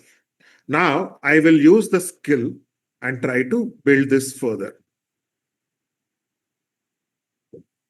So if I have to use this skill and build it further, what I'll tell is use, try to formalize this into a proposal and make a proper document with this. Okay. I'm saying make a proper proposal and make a document out of this. So when I say make a document, the AI is intelligent enough to say, okay, when I say make a document, this recipe I have to pick up. Your sous chef is intelligent. When I say paneer butter masala, they know that paneer butter masala is this recipe. You don't have to say to the sous chef always, hey, please, pick up the paneer butter masala recipe and make paneer butter masala. You just have to say, make paneer butter masala. Okay, so now it is taking format this thing. It is now using the skill to build the document for right now. So first, what it is doing is it is building the skill. It is looking at the skill, and then it is going to create this professional memo with the scannable content so that I can refer it later on.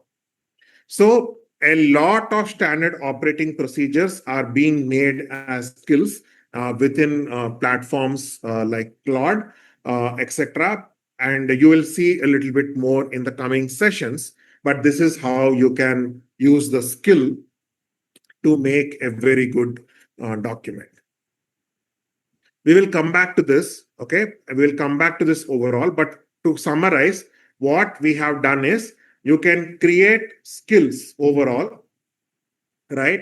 And you can use those skills to actually recreate the recipe. Or if you want a document to kind of look the same, you can use the docx skill to make the documents very much professional rather than randomly putting ingredients and trying to pray and say that paneer butter masala will appear. If I want the precise recipe, I will need to use the skill.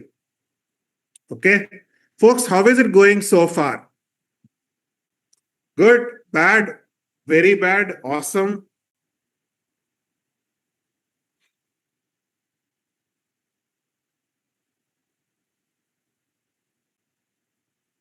All right. Cool. Thank you. Thank you very much for your feedback. We will switch gears and we'll go a little more higher from here on. Okay. Now, we will change focus and I want to teach you very, very important about the things that when you want to work with AI, you need the right set of tools to kind of do the work with you. Okay. So what I also do as an AI generalist is I have an AI toolkit. That means I have a specific set of tasks that I do on a day-to-day basis. And for those set of tasks, I pick up the specific set of tools which I do for my productivity. Okay. So now what I'm going to do is I'm going to go into the different use cases and demonstrate to you those tools which I can use overall for every one of the use case. So what we are going to do next 1 to 1.5 hour or so is I am going to build out the AI toolkit for everyone. Okay. I'm going to build out this AI toolkit wherein I will talk about a use case and how this AI tool could solve the use case. Now, I am not saying you should use all the tools that I teach, but you can pick and choose those tools which appeal to you the most, and you can assemble them together as your own AI toolkit. Okay, this is like chefs are very protective of their equipment. They like their own set of knives, their own set of forks, their own things that will help them create the best dishes possible. So, like that, I am going to show you my toolkit today. You are free to steal it and use it and make it as your own toolkit overall.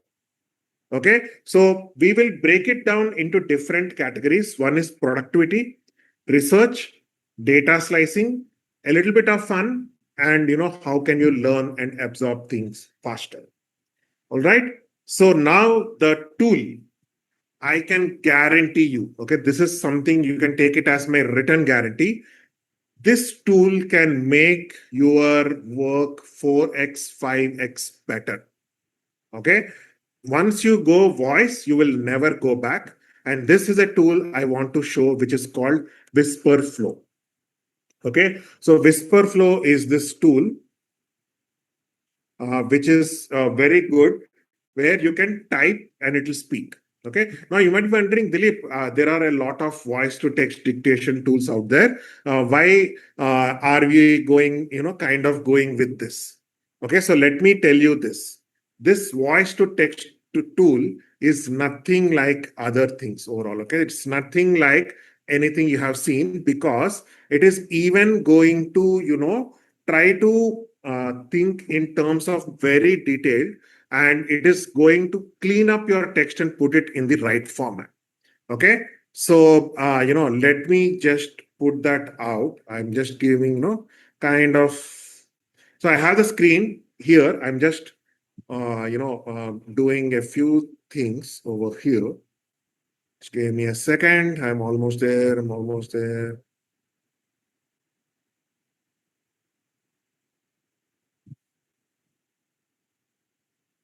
There you go. So what WhisperFlow does is, it kind of thinks about the voice you have put in, and it will try to make it better. Okay, let me demonstrate it to you. That is the best way I can think about. There you go. It has built the weekly leadership reporting, which is build versus hire. Okay, then it is giving the executive summary. It is giving the options considered. It is giving the side by side comparison, and is like a proper professional document which has been created based on this. You can download it, upload it onto any drive, and you can edit it however you want. So now WhisperFlow, it is present on my system. It is present for Windows, for Mac, for everybody. So now I will use this. Here you go. I have an app where I need to kind of think about the onboarding problem overall, where the users are dropping after sign up but I don't know whether it is because the product is confusing, or the expectations are wrong for marketing. I want a structured kind of analysis and a set of the experiments for the next week.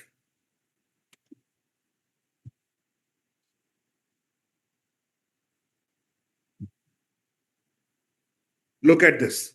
Imagine if you were looking at it, you had looked at multiple kind of responses before, right? I had used a lot of arms, etc. Look at this. I have an app where I need to think about the onboarding problem overall. Users are dropping off during sign up, and I do not know whether it is because the product is confusing or the marketing expectations are wrong. I want a structured analysis and a set of experiments for next week. So it has converted this voice dump with a lot of fillers, ums, etc., and making it into a proper text. Okay.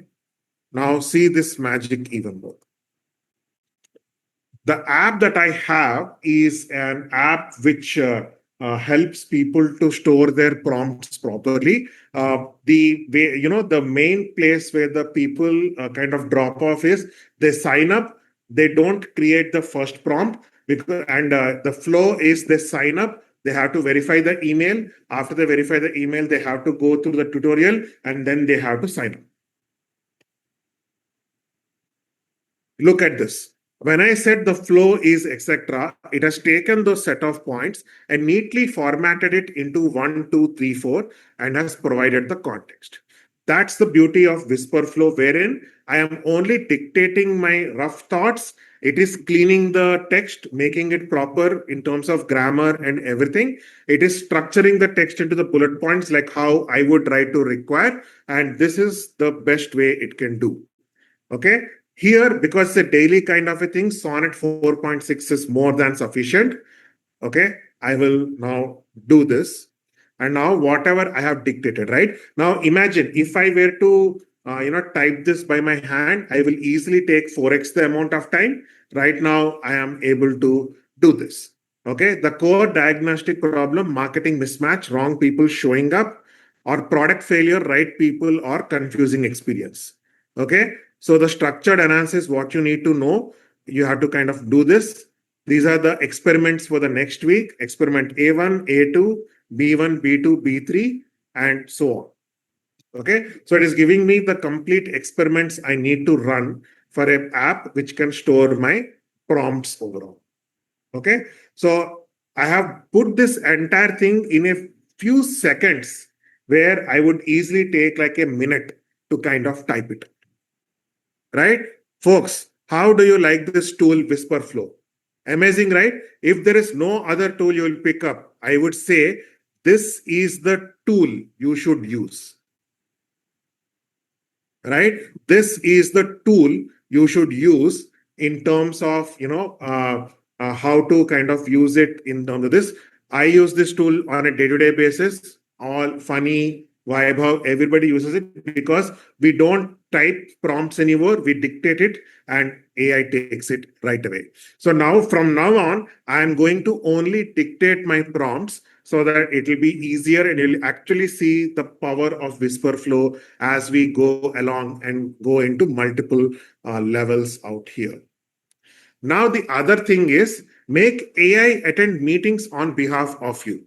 How many of you, your job kind of involves you attending meetings, understand the meeting notes, and then provide action items, minutes of meeting, assign the action items to members, and then say you should do this later, you should do this later, etc., and all that. How many of you, your daily day-to-day life lives in meetings, meeting notes, meeting action items? This is how your life is. How many of you are like that in this call? Okay, right. So I see 70% of you living like that. Okay, 30% are like not me, not me, not me. Okay, but 70% of you are like that. So now there is a tool called fireflies.ai where you can have AI attend meetings on your behalf. Now let me show you one use case of my personal thing. I work with a lot of B2B enterprise clients and help them in the adoption of AI. And recently I had attended one of the meetings, which was with a client, and this is how the meeting kind of went across. Okay, so I have given the complete strategy, etc., and all that. Now I don't want to go to the pain of going even through the transcript and understanding. Okay, what should I do next? So I will say, what are the key action items? So fireflies.ai has this assistant called Fred, where I can ask what are the key action items from the meeting. Okay, so now Fred, the AI assistant inside this, will kind of figure out. So it is saying action items is there is Rushabh of the team who needs to coordinate and schedule the follow-up session. Then I have to prepare for the follow-up session, finalize the curriculum and flow based on the feedback.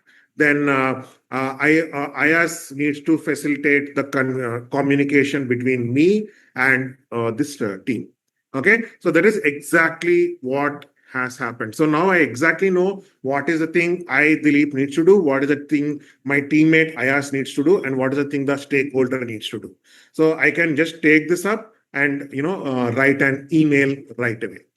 Okay, so that is how I could use AI, fireflies.ai for my meetings and take it forward. So as far as right now on the productivity level toolkit, Whisperflow for voice to text, fireflies.ai for collecting transcripts of meetings and getting action items and doing the needful over there. Okay, then let us assume how many of you learn from YouTube a lot. Anybody who learns from YouTube over here? Okay, so if you kind of learn from YouTube, right, this is the tool that could you be useful the best. That is NotebookLM. Let me give you a demonstration. So there is a YouTube channel that we run with Vaibhav. Okay, and in this YouTube channel overall, we have multiple videos that we publish. So there is this recent video we have run, which contains a lot of AI updates. Okay, there are a lot of AI updates in this video. This video is almost 25 minutes long. You don't have the patience to go through 25 minutes of the video. So how do I learn with this? Very simple. I go to notebooklm.google.com. I will create notebook. Okay. So I want to drop the link. So I'll drop the website. I'll paste this YouTube link and I'll say insert. Now I'll tell you the best part of this. Okay. I'll tell you one of the best part of this that is available. Notebook LM is a Google product. YouTube is a Google product. Because they're both from the same company, they work very well with each other. You try to put a YouTube into Claude or other platforms, it will say that YouTube does not allow bots to kind of read its transcripts. So, but Notebook LM is of the same thing. It will allow you to learn the transcript. So I can ask it, give me the AI updates discussed in the videos in a bullet point fashion. So I want to give the complete AI updates discussed in the video in the full bullet point fashion. So it is now going to analyze the materials. It is going to summarize the complete key points overall. Then it is giving me one by another. US government bans Fable. Elon Musk becomes the first trillionaire. Jeff Bezos launches Prometheus. Then Apple unveils a completely rebuilt Siri. So there is where the kind of updates that were run. Now, instead of me going to a 25-minute video, in 2 minutes, I exactly understand what is covered in the YouTube video. Then I can, and the best thing about this is it does not hallucinate. It will only tell me what is exactly present in the video, and it will not hallucinate at all. That's the beauty behind this tool, Notebook LM, which can help you, talk to YouTube videos and learn even better. Further, you can, if you want to kind of create some quiz out of that, you'll say, I want to create a quiz. So here I will say medium level difficulty is fine, standard is fine, and I'll say generate. So now, if I want to test the knowledge out of what I have learned out of this YouTube video, I can create this quiz, and this quiz can help me to, practice properly. Okay, very, very underrated tool. I know some of you would already know, but there are a lot of people who don't even know that this tool exists. Even if they know the tool exists, they don't know that they can connect their YouTube videos this way, and you can, learn everything based on this completely. So it's a great, great way to understand and a great way to kind of build out everything. So I've got the quiz right now. Let me now play this quiz. What primary reason did you, try to do this? I'll say security methods. It's saying absolutely right. Elon Musk reached the milestone following which financial event? Public listing. That's right. Next, Jeff Bezos' new startup is specified to function as an artificial general engineer by which area? Stock market trends. No, it is saying not quite. It is saying this is the right answer. Okay, so I can kind of work with respect to this. It is saying this is exactly how it is, so on and so forth. So I can understand what I have learned, revise it properly, especially a boon for students who are preparing for exams. All right. So now we have done this. Now let us say you want to do research about a company you wanted to join. Okay. Now, how many of you have ever thought, what if I could do a research on a company that I want to join? Anybody has this use case? I want to join a company. I want to do a thorough research of how I would, think about a company look on to join. Okay. So for that, there is this tool called Claude Research. Okay. And I'll now demonstrate how it works. Okay. So I start a new chat. Then on plus, when I click here, something comes like research. Okay. Research means it will go deeper into research and understand the things. For me, Sonnet 4.6 is more than sufficient. I don't require Opus for this particular task. Now, here we go. My name is Dilip, and I am an AI generalist, someone who uses AI to solve problems overall. I am exploring Razorpay as one of the companies I want to join. Can you do a deep research on Razorpay, especially on these angles? Razorpay as a place to work, Razorpay as an AI transformational company. That means they should have a lot of AI initiatives within the company so that I can fit into Razorpay and contribute in a lot of AI initiatives. And third, I want to look at AI Razorpay as a role wherein I can have work with clients of Razorpay to implement AI. Do such kind of roles exist or not? So I want to do this complete and comprehensive background research on Razorpay. I have used Whisperflow, and Whisperflow has now made this clean prompt for me, and I will say run. Okay, now as I say run, right, it will now think about this. I'll just confirm this. It will now click off a deep research dive on Razorpay. So first, what happens is it is preparing a research assistant who will now run the research on multiple angles that I have given and give me a comprehensive research. Okay, now this is a task that will take a few 10-15 minutes.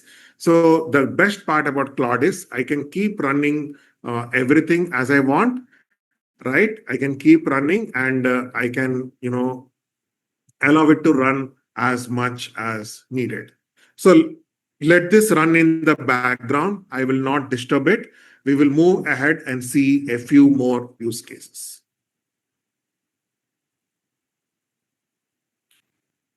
Okay. Now, let us say that you want to prepare for a tough conversation or an interview. How can AI help with that? All right. Now, let us say I want to, do an interview for like an AI generalist role at Razorpay. How can I prepare for this interview? So I can use it as a voice mode on ChatGPT, on Claude, or Gemini. Because I've been using Claude a lot, let me try to do it on ChatGPT and demonstrate. Okay, now sometimes voice mode acts a pretty weird overall. So, keep your expectations that way. But I'm going to show you how I can use ChatGPT as an interviewer. So give me a second. I'll just need to reshare my screen for that.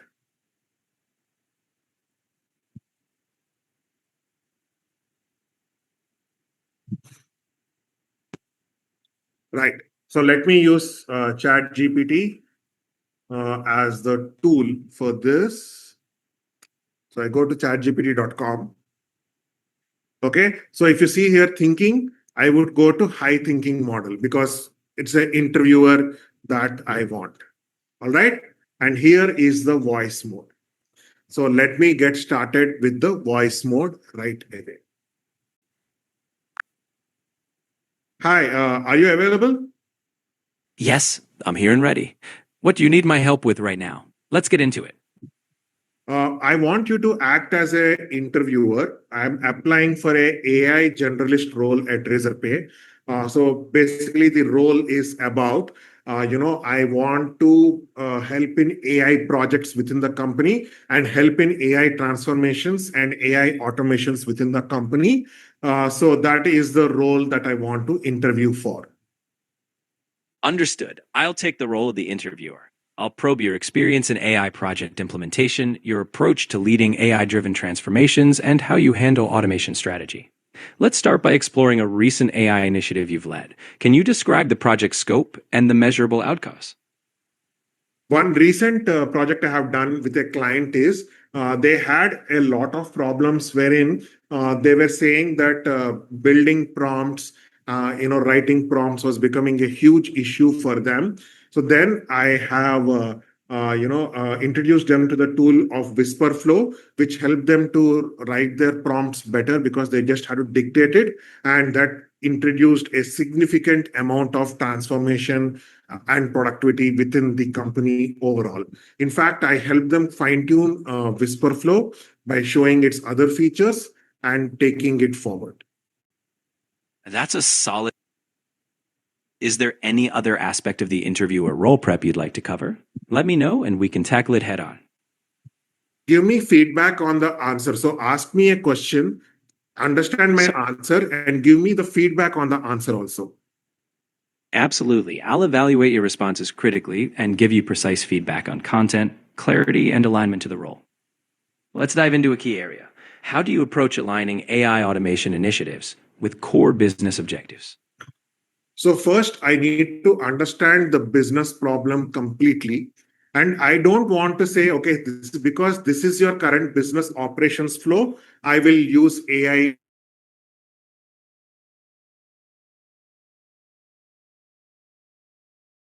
as the center and redesign the solution of the business problem holistically. Your answer shows a strong strategic mindset, but be more specific. I'd recommend giving an example of how you've redefined a business problem with AI at the core. Also, clarify how you'd measure alignment. For example, by mapping AI outcomes to KPIs.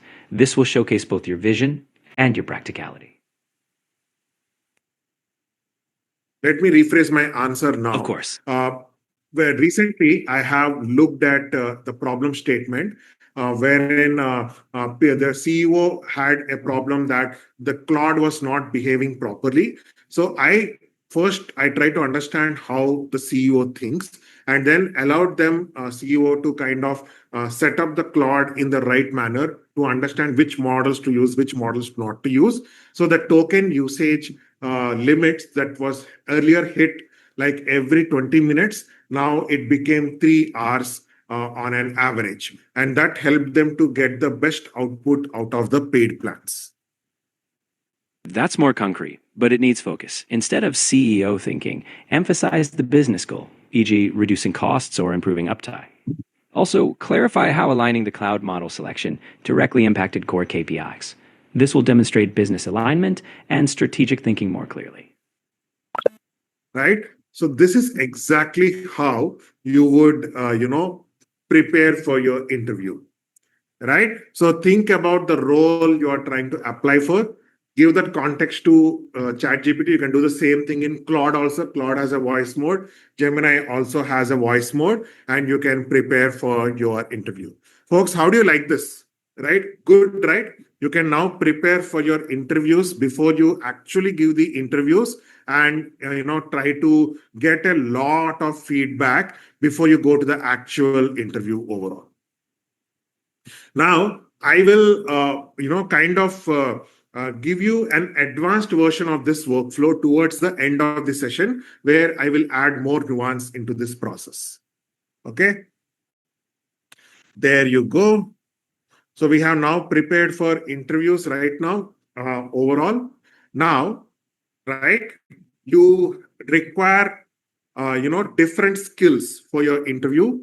And for example, sometimes you achieve or you kind of read dashboards like this. Okay. Now, how will you prepare for any kind of dashboard like this? And how would you kind of pick this dashboard and, make it run overall? Right. So we will take this dashboard and we will try to understand how we can use this dashboard. So what I'll do is I'll take a quick snapshot of this dashboard. All right. And what I will do right now,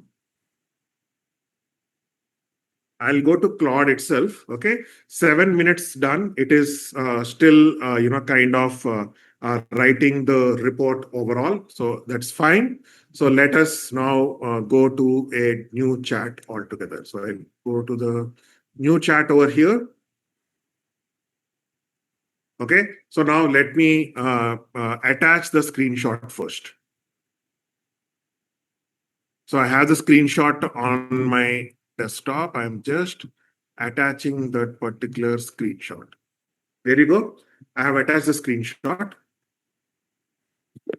So I have this screenshot of a dashboard, and I'm unable to understand what this screenshot actually, means. So what I want to do is I want to look at this screenshot and tell me in terms of different ways of looking at it. Like, tell me in terms of a 5-year-old how I should understand this typical screenshot. A new manager who has just joined, how they should understand the screenshot, and for an experienced senior leader. For each of the level, give me like 3 key observations: what looks healthy, what looks risky, and what question I should ask next.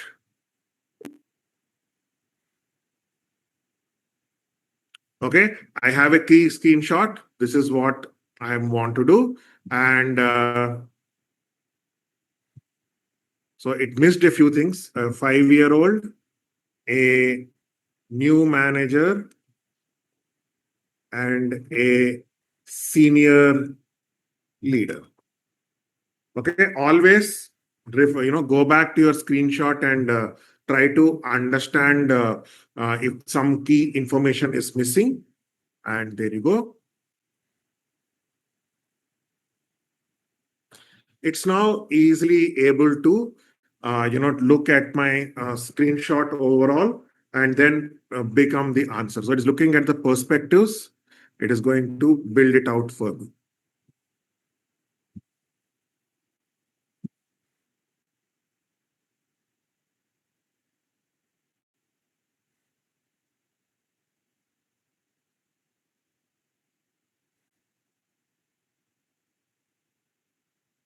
There you go. The lemonade stand version for 5-year-old. Way more people owe us money than we owe others. The money people owe us is piling up in old buckets. Those big spikes in August, did something special happen, or did we accidentally promise more than what we could handle?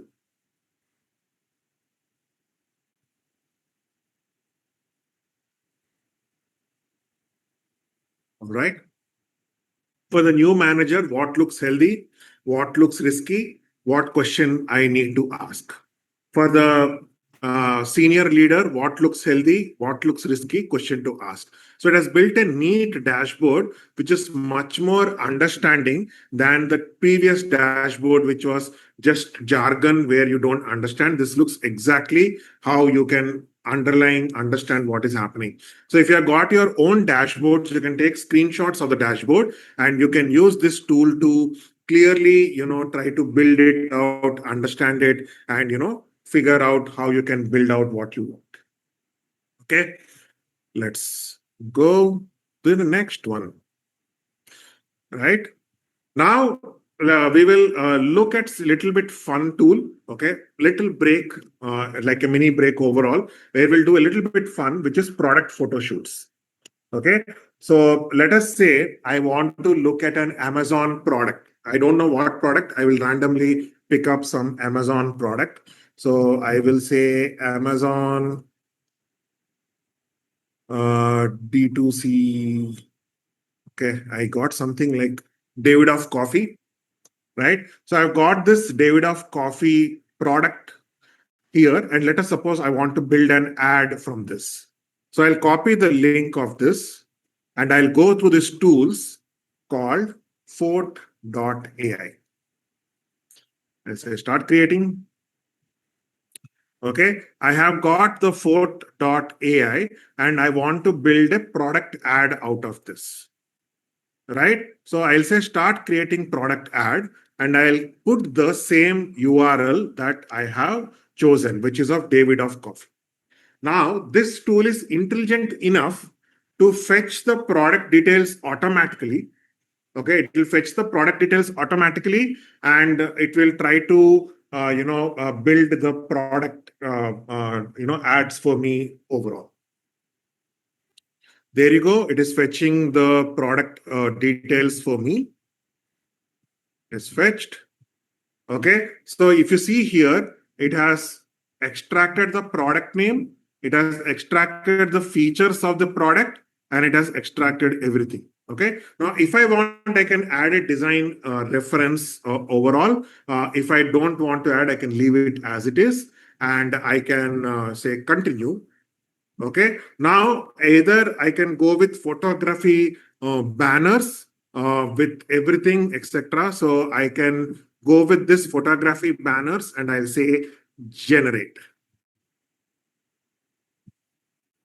All right. So now it is looking at my coffee, and it is now refining details for the perfect scene overall. Okay. So it is refining details for the perfect scene over here. So let us give it a few seconds, because sometimes it gives a very good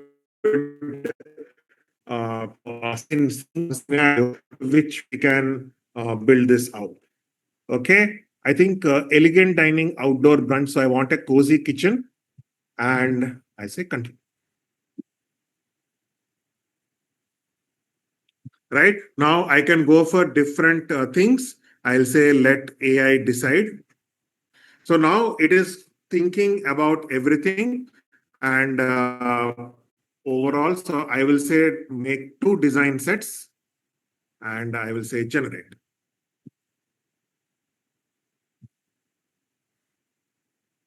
All right. So it is now going to build for me some ad coffee. Okay. But previously I have built something which is this one. You can see like Davidoff Rich Aroma Coffee, rupees 395. Order now. Okay. Simple ad variation. Okay. Then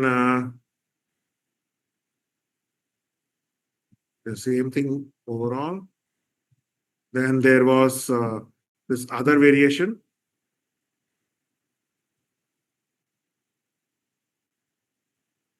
which is present. So you can do different variations over here. I don't know why it's okay. So it is done, and you can see that you can build most variations as you want and build out your typical ads as and when required. Okay, so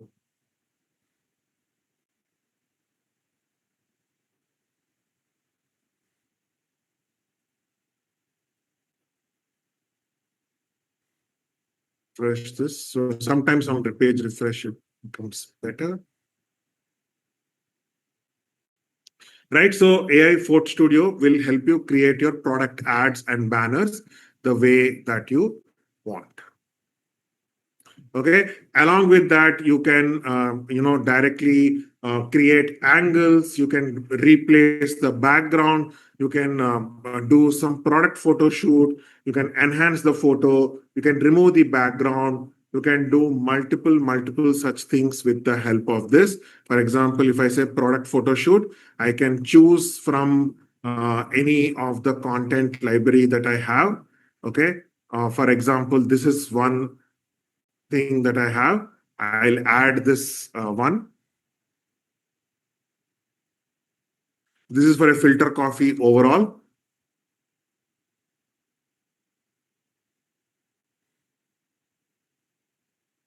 And it is analyzing the image and deciding how the perfect scene should be created overall.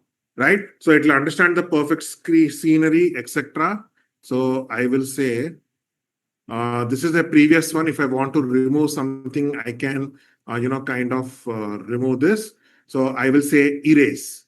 Okay, draw over the object I want to erase. So I will just,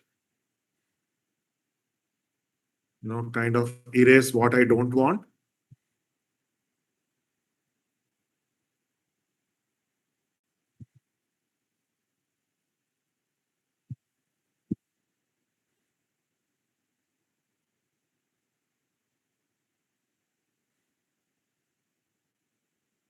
Okay, apply. So now I have erased the unnecessary things overall.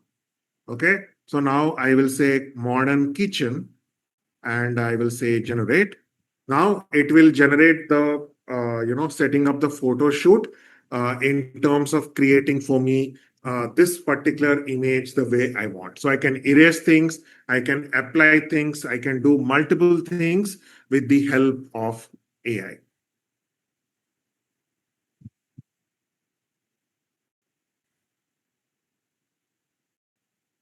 So it is all about understanding the clarity of what you want to do. If you have clarity that this is exactly what you want, it can build out anything that is required. So let me go to the studio. Right, AI visuals. Right, so I can look at this multiple visuals and I can use these as references for building whatever I want. I can have this different AI tools. There you go. It is able to create for me the image as if this particular product is sitting inside a cozy kitchen. Okay, I can create more variations. I can create banners out of this, etc. and all. Okay, now a simple thing about building distribution with AI. So suppose I want to build distribution with AI, you will have to grow your LinkedIn by spending 5 minutes a day. And this tool is called Supergrow. So for people who are working with LinkedIn, Supergrow is a great place to be. So, I'll just log in. I think I'm already logged in. Yeah. So here is Supergrow, and it has got a very interesting thing, right? For it has got something called post generator, where if you don't know what idea to do, it will give you some understanding of the idea overall. So, for example, I want to share my favorite tool, which is Whisperflow. Okay. So, what is my favorite tool? It is Whisperflow. Why can't I live without the tool? I can say that this is a tool which helps me take a rough dump of unstructured thoughts and make it into a structure. And what requires maybe 4x the amount of effort to type every word painstakingly, it is able to do that in less than 4 times the effort. So if I have to write something with a lot of effort, I am able to get at least 4x productivity from this. I'm just giving a rough dump of my thoughts. Now I will say generate.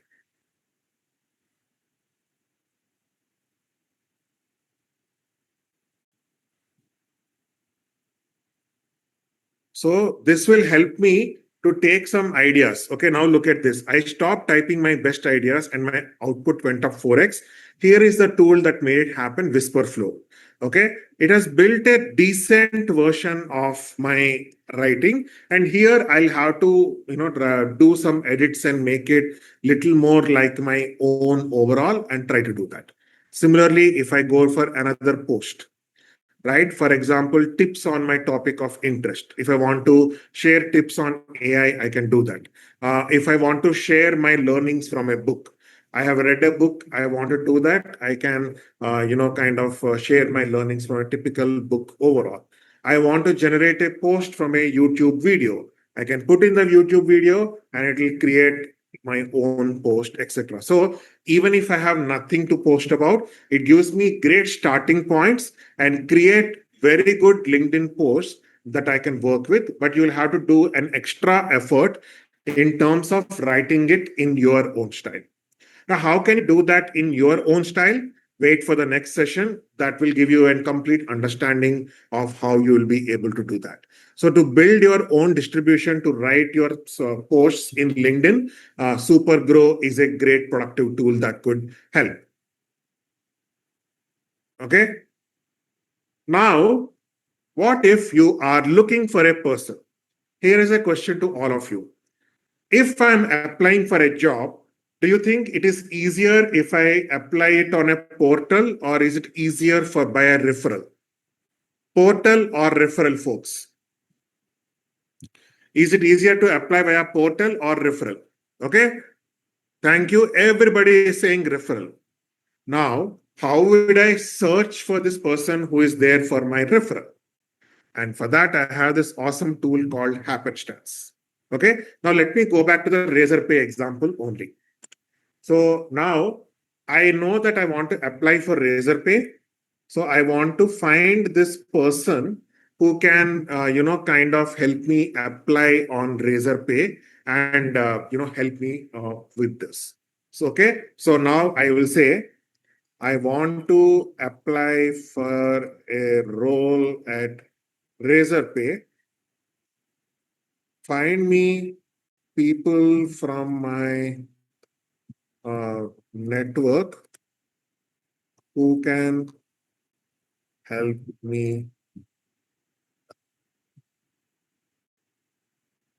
Okay, so what is happenstance? It's a great tool which kind of lives on top of my AI.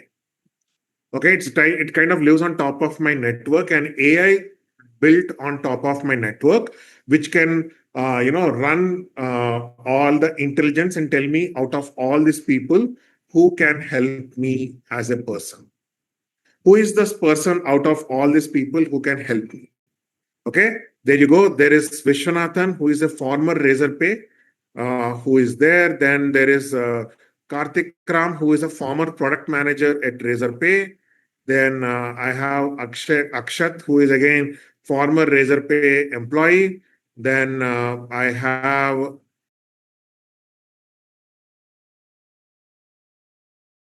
employee, right? These are all former people who are there, right? So it has kind of found people who have connections at Razorpay. Okay, so if I were to go, I would go typically with Shubham, where he has worked till 2025, and he will know exactly whom to kind of reach out there to kind of do this. So I can say even get more results in case I wanted more results overall. Let us see if I'm able to get some more results. Now, in some more results, I found this person who is actually a vice president of risk management at Razorpay. Now, this is bingo. This is the person who can really get me there. Then this is another person who is like a talent partner. Then another person who was a former business head at Razorpay, leading their SMB division overall, right? And he has been multiple startup accelerators. Then I have another product engineer at Razorpay overall. Now it is up to me to figure out who is this person and try to send them my credentials and tell them that, hey, you will have to build it out for me. Right. So that's how I can do this, which happenstance. Find people who can refer jobs for me. Now, let us suppose I want to do data analysis with AI. Lot of times people are confused. How can I do proper data analysis with AI? Excuse me.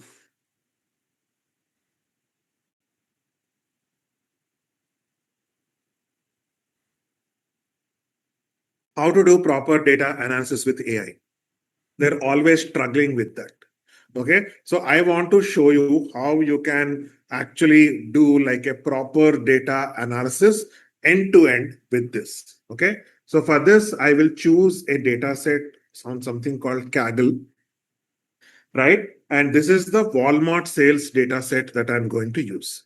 So what is a sales data set? It tells the store, the data, the date, the weekly sales, holiday flag, whether it's a holiday or no holidays present in the week, what is the air temperature in the region, what is the fuel cost, what is the consumer price index, the purchasing power, and what is the unemployment rate. Okay, this is a simple data set, Walmart sales overall of different store sales. So what I'll do is, let me check over here. Okay, the research report is ready, right? So it has said Razorpay as an employee. It's a genuinely AI active fintech. As a workplace, it's a strong brand, IPO bound, recently profitable infra company.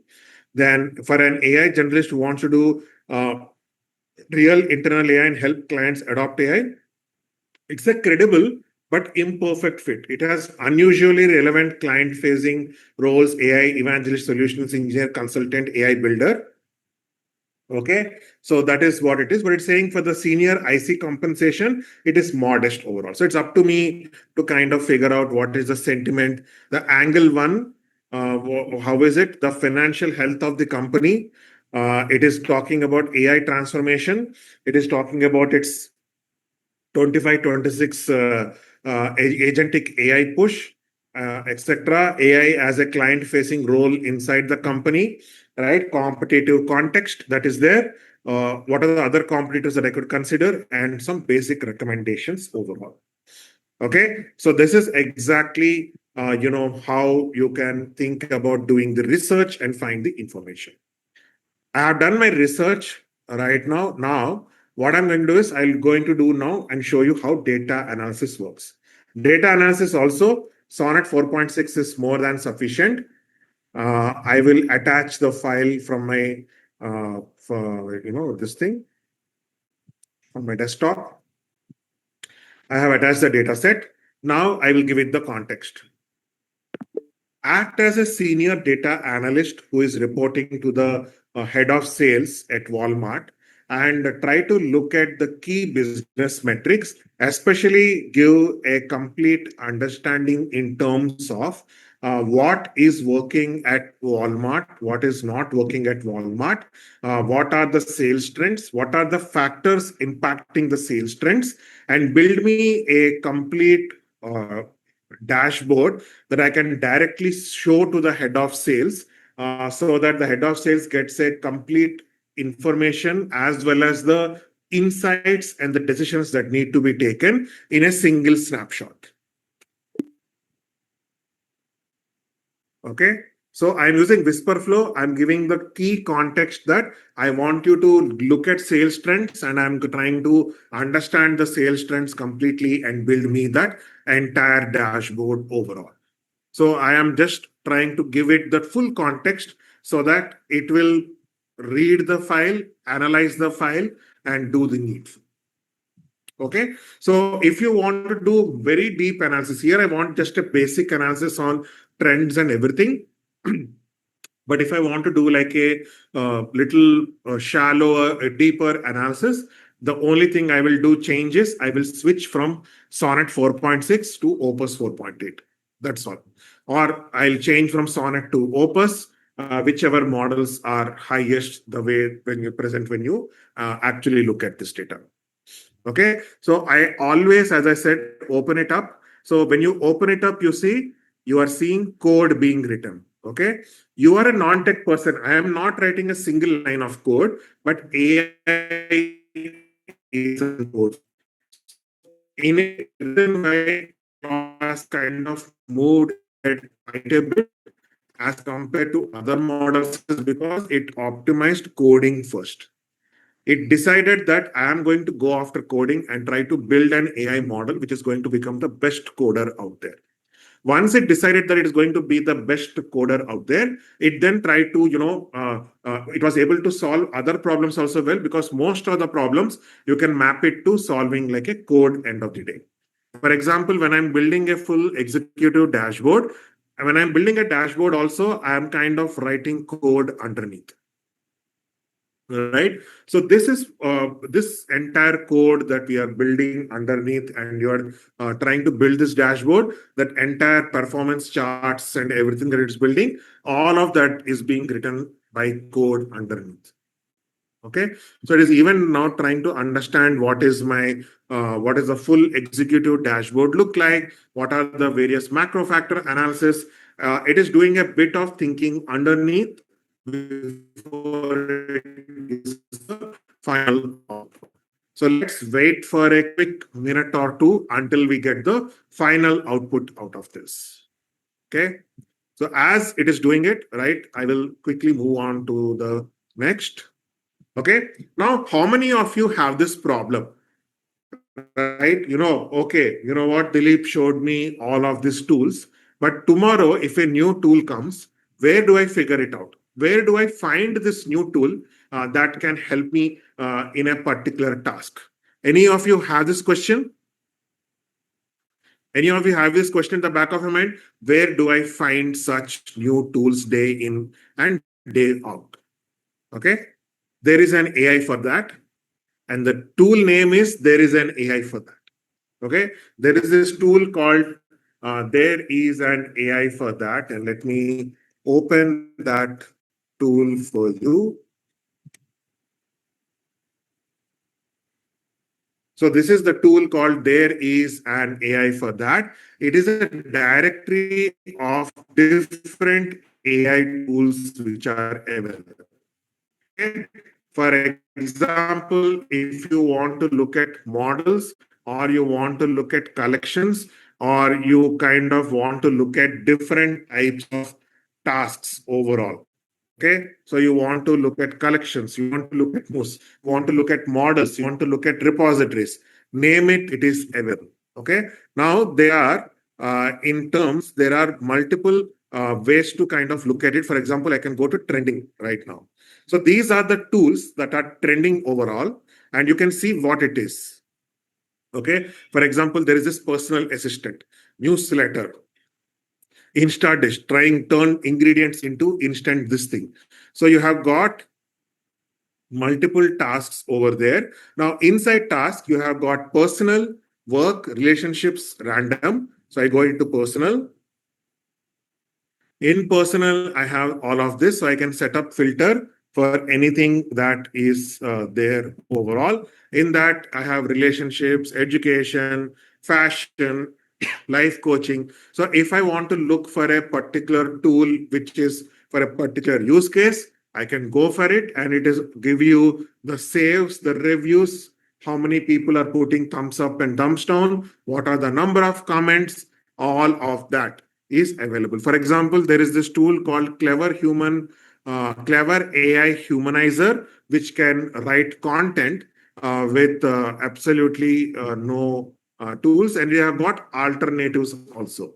Like for example, there is Proofwrite, there is Clearify, there is AI Natural Write, which is available right now for you, which you can kind of use it as an alternate for this. So not only can you search for the tools that you require, but also you can go for it. For example, here if you see, there is 2026 ranking which is available, and etc. 2024 ranking, which tools have been available. 2026 ranking, you can see over here. So from the ranking, you can scroll down and kind of look at different tools that are there and figure out which tools are more popular and try them out for yourself. Okay, so that is what Dyson AI for that does. Now it has built a dashboard. It has given you the revenue, the annual sales, the projected full year, the holiday sales lift, store performance, sales trend, seasonality, store performance, macro factors, what is working, what is not working, and it has given you the urgent decisions and what you could double down on. Okay, so AI data analysis done as well as a dashboard done that you can quickly take a snapshot and show it to your business head. There is even another cool feature inside Claude, okay, and which is called artifacts. I'll give you a demonstration right now. I am actually, doing my tax planning for 2026 in India. So for doing the tax plan, can you build for me a proper calculator so that this artifact can help me do my complete tax planning?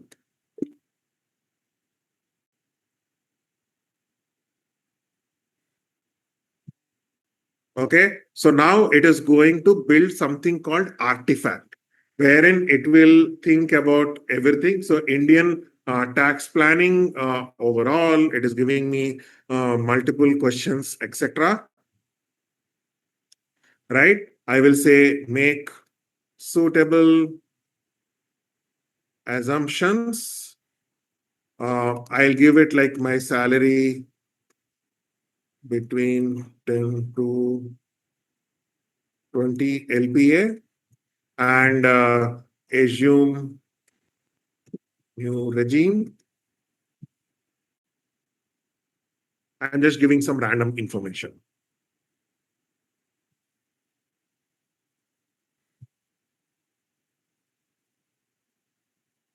So it has made some assumptions, and now it is going to set up the tax slabs, regime comparison engine, and set up my tax calculator. So if anytime I'm doing a financial tax planning or any such personal problems I want to solve, I can build such personal software for myself very, very easily. Okay, we'll come back to it later on, but I want to kind of show you something cooler. So let me add one last demo before I go into deeper about what an AI generalist and what they do completely, and which is AI assistant on our browser, which is Claude with respect to Chrome. Okay, so for this, let me explain to you the concept properly. This is where I will show you how AI could come together.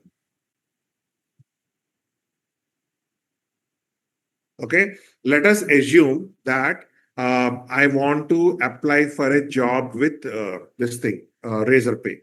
So first, let me find that job overall. So Razorpay AI generalist jobs. Okay, I just require some basic job for demonstration. Several AI heavy roles. So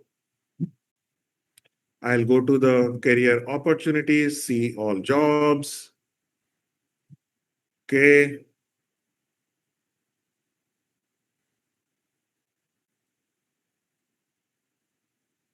Search AI. Okay, there is this AI builder job. Okay, so I want to apply for this AI builder job. Let us assume that. Okay, so this AI builder job I want to apply. Now, so what I require right now is for AI, I need my profile understanding.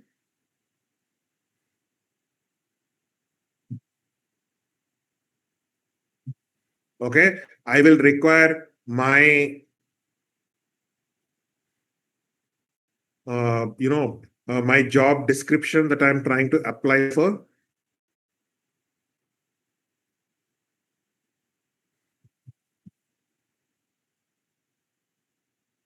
Okay, my profile understanding, my job description that I am applying for, and also in terms of along with this, I will require a customized resume.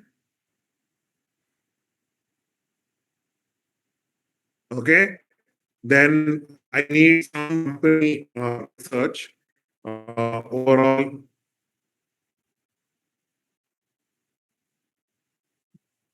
If I want to write a cover letter, then I need a person for referral who can refer me to this job. Okay, so now I will show you how I will use AI to kind of solve each of this one by one. First, profile understanding. I need a profile understanding of myself. So what I'll do is I will go to my LinkedIn. Okay, and in my LinkedIn, I will go to my profile on LinkedIn. Right. So just to ensure that you guys are on the same page, let me share my profile on the chat so that you can also check on your end how my profile would like kind of look like so that you get the reference out of this. Now I'm going to use the Claude Chrome assistant over here.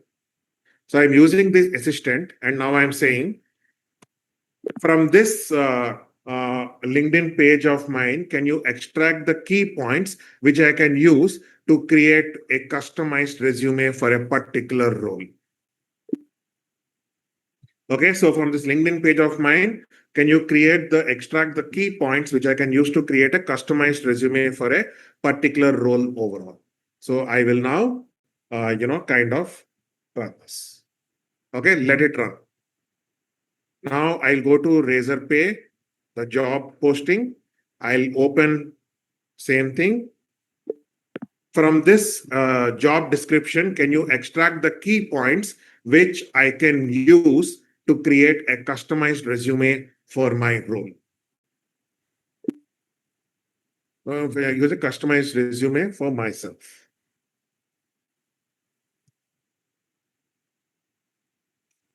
Right?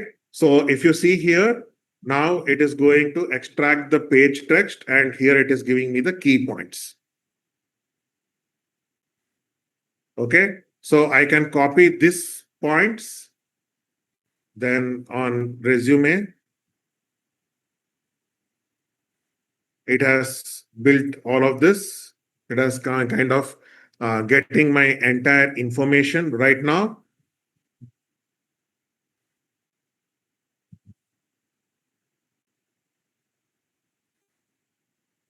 I can copy these points. Okay, so let us see what we have done so far. My profile understanding, I used Claude in Chrome extension. So it's a Claude in Chrome extension, which is available on Google Chrome extensions, and it follows your own Claude subscription. So if you're on the paid plan, this also will be on the paid plan. The job I am applying for, again, I extracted using Claude in Chrome. Now the customized resume that I want to build, I can articulate it in different places. I can build it in ChatGPT, I can build it in Claude, I can build it in different places altogether. So I will build this customized resume inside, let us suppose, Claude. Okay, so I'll open up, say, Claude right now. And there you go. It has built for me the complete planner, which I can use for everything. So incomes and deductions, tax breakdown, advanced tax, capital gains, whatever I want, I can build this complete, use this artifact wherever I require. Okay, so that is what it is. So now what I'll do is I'm bringing everything together inside Claude. So first, the my profile information. I copied my profile information. Then I copied my the key points of my job description. Then, if you remember, I had done company research also. So if I open it up, I have Razorpay career research. I have this research document. I have this. I'll copy and keep it for now. Then I'll say, build a customized resume for this role. So I used Claude Chrome to kind of, build this entire thing out where I'm building this thing. I'm building a complete information of who is it that I'm trying to apply for. And now I'm bringing all of it together to create a customized resume for this role. Okay. Once I have built this customized resume in Claude, I can then use the resume plus research to build a cover letter inside Claude. Okay. Now referral, I can use referral happenstance to find the person to whom I will share this customized resume. Okay. Then I can give this customized resume that I have got, and I can share the job description to AI, to Claude, and I can ask it read through this and create do an interview with me overall. Okay, so let us see if I'm able to build that out. Okay, so it is kind of building out the complete resume for me. So it's writing the code. It's going to take a little bit of time. So let it take the time overall. Okay, I think it's done.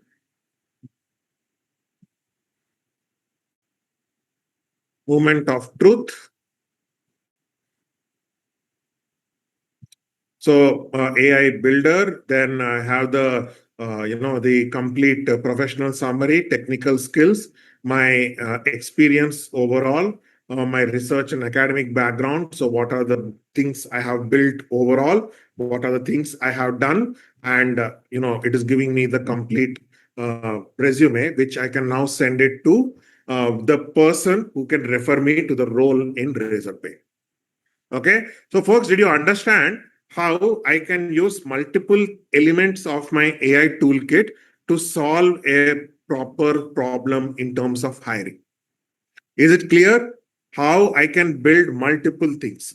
So we started on a very level of, saying, what is Gen AI? And now I am kind of articulating everything to kind of build it together. Okay. So to quickly recap, what I've done is I extracted my profile information from LinkedIn via Claude in Chrome. I extracted the job description via Claude in Chrome. I used Claude to build my customized resume. Now, if I want to build a follow-up cover letter, so I have copied the the complete information.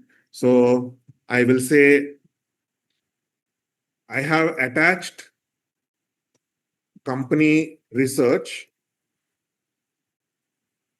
Now build me a cover letter for the role and the resume you just built.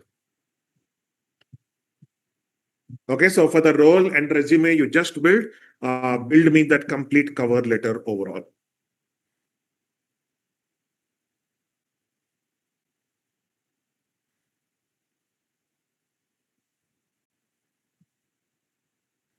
So I would say make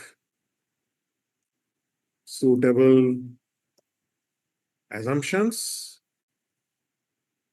So if you want, you can give more clarification, but I want to kind of give suitable assumptions. So I can create the cover letter, then happenstance. Okay. In happenstance, I know this person, Chandrasekhar Thorati or Srinidhi or any of these people whom I can then send this resume and the cover letter also and ask them to forward it to this person overall. Because I don't know this person, I know this person who can then help me overall with respect to this. This is how you kind of bring all things together to actually solve problems with AI. So this is the mindset you will see going on in the session as we go ahead. In the next session, you're going to see everything. So what we have learned today, we learned what is generative AI. We learned what happens behind the scenes. We learned how to talk to AI. We learned the magic prompt formula, which is the context engineering formula of identity, world, constraints, task, and examples. Then we learned how to pick a model. We also learned how we can explore Open Router, and we thought about different AI tools across different parts of life and how you can build this complete AI toolkit to solve multiple problems with the help of AI. Okay, folks, how are we feeling? Are we feeling accomplished? Are we feeling good with what we have done so far? Are you feeling that you are a slightly better person in AI than what you were before this session? Yes, yes, yes. Awesome. So now, as a closer in the last 10 minutes, I will answer an important question about how generative AI and agentic AI is transforming the way you work. How is this transforming the complete way in which every one of you is working? Right? I see two kinds of people over here. One is an entrepreneur who is running a startup, running a business, freelancers slash consultants, or working professionals who are currently, working for a job and you want to be the best at it and grow faster than most. So the AI toolkit I have shown can be useful for everybody. Entrepreneurs can have it for your meeting notes, Whisperflow, etc. Even working professionals can use it. The prompting entrepreneurs will do more in terms of the business use cases. Working professionals will do it more in terms of the problems they're solving on a day-to-day basis. Okay. And of course, there is a subset of people who are working professionals and doing some side hustle. So whatever I'm going to say, it is going to be useful for all of you. Okay. First, let me talk about the working professionals, right? Every day you open the newsletter or newspaper, right? Until today, what is the shift I'm seeing is there are marketers, designers, software developers, data analysts, etc. Until almost like a year overall, you had specialist roles where people owned their respective job roles. It is changing because AI is getting very, very good. AI is becoming very good coder, and these specialist jobs in their current forms will cease to exist. I will talk to you about how these jobs would change also, right? There is this thing that AI will take away 4 out of 5 jobs, but the nuance here is AI will take away 4 out of 5 existing jobs and bring particularly new jobs which will require AI with it. Okay, so that is what it is happening. It is going to transform the entire job landscape, right? And there are this lots of news about AI layoffs, etc., happening all through. But what I can tell you for sure is, if you are upskilling and if you're serious about AI and you are able to understand about AI properly, then the odds are better. See, I'm not saying your job will stay or not stay, because a lot of companies are doing it for non-AI reasons and attaching AI on top of it, because that is going to improve the stock market overall. Okay, it's a very different kind of play over there. But definitely, it is going to improve your odds, because if you are this go-to AI person in your company, people are going to navigate to you.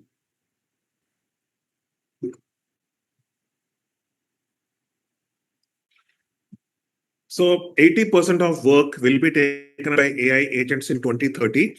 In fact, I'll tell you something. There is a benchmark which tests how does the AI quality of work compare to human quality of work. There is one benchmark called GDP Val, where they measure what are the jobs that are taken in the top 10% of GDP, the gross domestic product, the economic value. For apologies if I did something wrong in terms of pronunciation or the definition. But what I'm trying to say is, in terms of GDP, right, whatever value is being produced, the top 10% jobs, AI was doing it, human was doing it, and then human will evaluate blindly. That means the human does not know what is AI generated and what was human generated. Over the past 1 year, the gap between AI generated and human generated has been getting closer. And just few months back, for the very first time, AI generated work became better than human generated work. That means AI, this 2030 timeline is still underestimated. It can happen even earlier. Then you might be wondering, oh my God, my job is going to go off. No. Okay, same thing happened when electricity came. Mill workers thought their jobs are going to go off. When computers came, accountants thought their jobs are going to go off. In fact, when calculators came, math teachers thought their jobs are going to go off. Every revolution brings a transformation. Okay, so what is going to happen is there is a transformation that is going to happen. Now, what are AI agents? Simple definition without anything. AI, you give it what it needs to do, AI will figure out how to do it. Okay, you will learn more about AI agents in the coming session, where you will specify the goal and AI will go towards the goal. So it is the difference between micromanagement and delegation. For an AI chat, what you do is micromanagement, where you give each prompt and you say, do this, do this, do this, do this. That is micromanaging your employee. AI agent is delegation. You say, get this done. How you do it is up to you. Okay, so that is what AI agent is, where you delegate your work instead of explaining to the AI how you should do the work. Here, we are explaining how to do the work. In AI agent, you delegate the work overall. Okay, so we have got extreme superhuman speeds AI agents already working. You will see a demonstration in the coming session overall. And now they are able to work uninterrupted. In November, the new models which came, it brought in such a shift that everything could be automated right away. Okay, as I said, there will be a rise in new jobs, which will be like an AI co-pilot, or managing these AI agents that are going to enter the workforce. And this job would look like an AI generalist who uses AI to solve problems. Okay, so this AI generalist will be, this is the problem statement. The first question you'll ask is, can I use AI to solve it or not? If I can use AI to solve it, how do I solve it with AI? That is exactly what we will do in as an AI generalist. This is a person who solves problems using AI, and sometimes the answer can be AI cannot solve this problem. You have to do it the hard way, and that is completely okay. Right? So this person has a deep understanding of all the AI models, which models to use where and how, and has the ability to build complex problems, solve complex problems using AI. So I showed you a glimpse where I solved a problem of how can I apply for jobs properly in a systematic manner without losing out the edge, but in a semi-automated fashion. Okay, so I showed you how I built that entire AI workflow. Right now, that is how an AI generalist mindset is, just a demonstration of that. Right. So earlier, when your skill set was given, it was a core specialist where suppose you were a software engineer, your tech was high and rest were low. If you are a data analyst, your data will be high, tech will be low. If you're a product will be high, tech, others will be low. This was a core specialist mindset. But now, as an AI generalist, what will happen is your rest of the expertise will rise up with the help of AI because it is giving you the basic expertise, and your tech knowledge still would kind of slightly improve. And so you are a tech person with a deep, broad expertise of data, product design, marketing, and business management. So you're a T-shaped AI generalist or a T-shaped tech-powered AI generalist. Or if you're like a product person, you will be a T-shaped product-powered AI generalist. If you're a design person, T-shaped AI generalist in design overall. Okay, so now let me quickly address upon what does this mean with people with different levels and different years of experience. First, 10 to 20 plus years of experience, you will be the people who are managing AI generalists and strategy. Okay, so I want to bring your attention to this particular article written by one very important person by name Jaya Gupta. You can look at it, almost 3 million impressions. 3 million people have read this and appreciated this overall. And so what this article is trying to say is the biggest problem that is happening right now in enterprises and companies is people at the top, they don't understand AI properly. They are not hands-on. And they are now in a position where they have to take decisions on AI, and that is causing in a way disaster. So your experience that was there, right? What the author is trying to mention is your experience without the AI augmentation is becoming a tax. Okay, it is kind of driving you down because your experience kind of becomes the blocker. You have a lot of baggage, which kind of stops you from completely implementing AI, right? So you have to kind of consciously let go of the baggage and embrace AI. And the future is going to be player coaches. The age of, so for example, I am a senior leader at Outskill. I am also hands-on executing as well as leading the team. Okay. Now, if I say, adopt AI, this is how you should do it, and I'll sit back and enjoy life, that is not going to cut it. You have to be at the forefront. You have to lead by example. If you are a working professional with so many years of experience, you have to learn how to use AI properly. Right.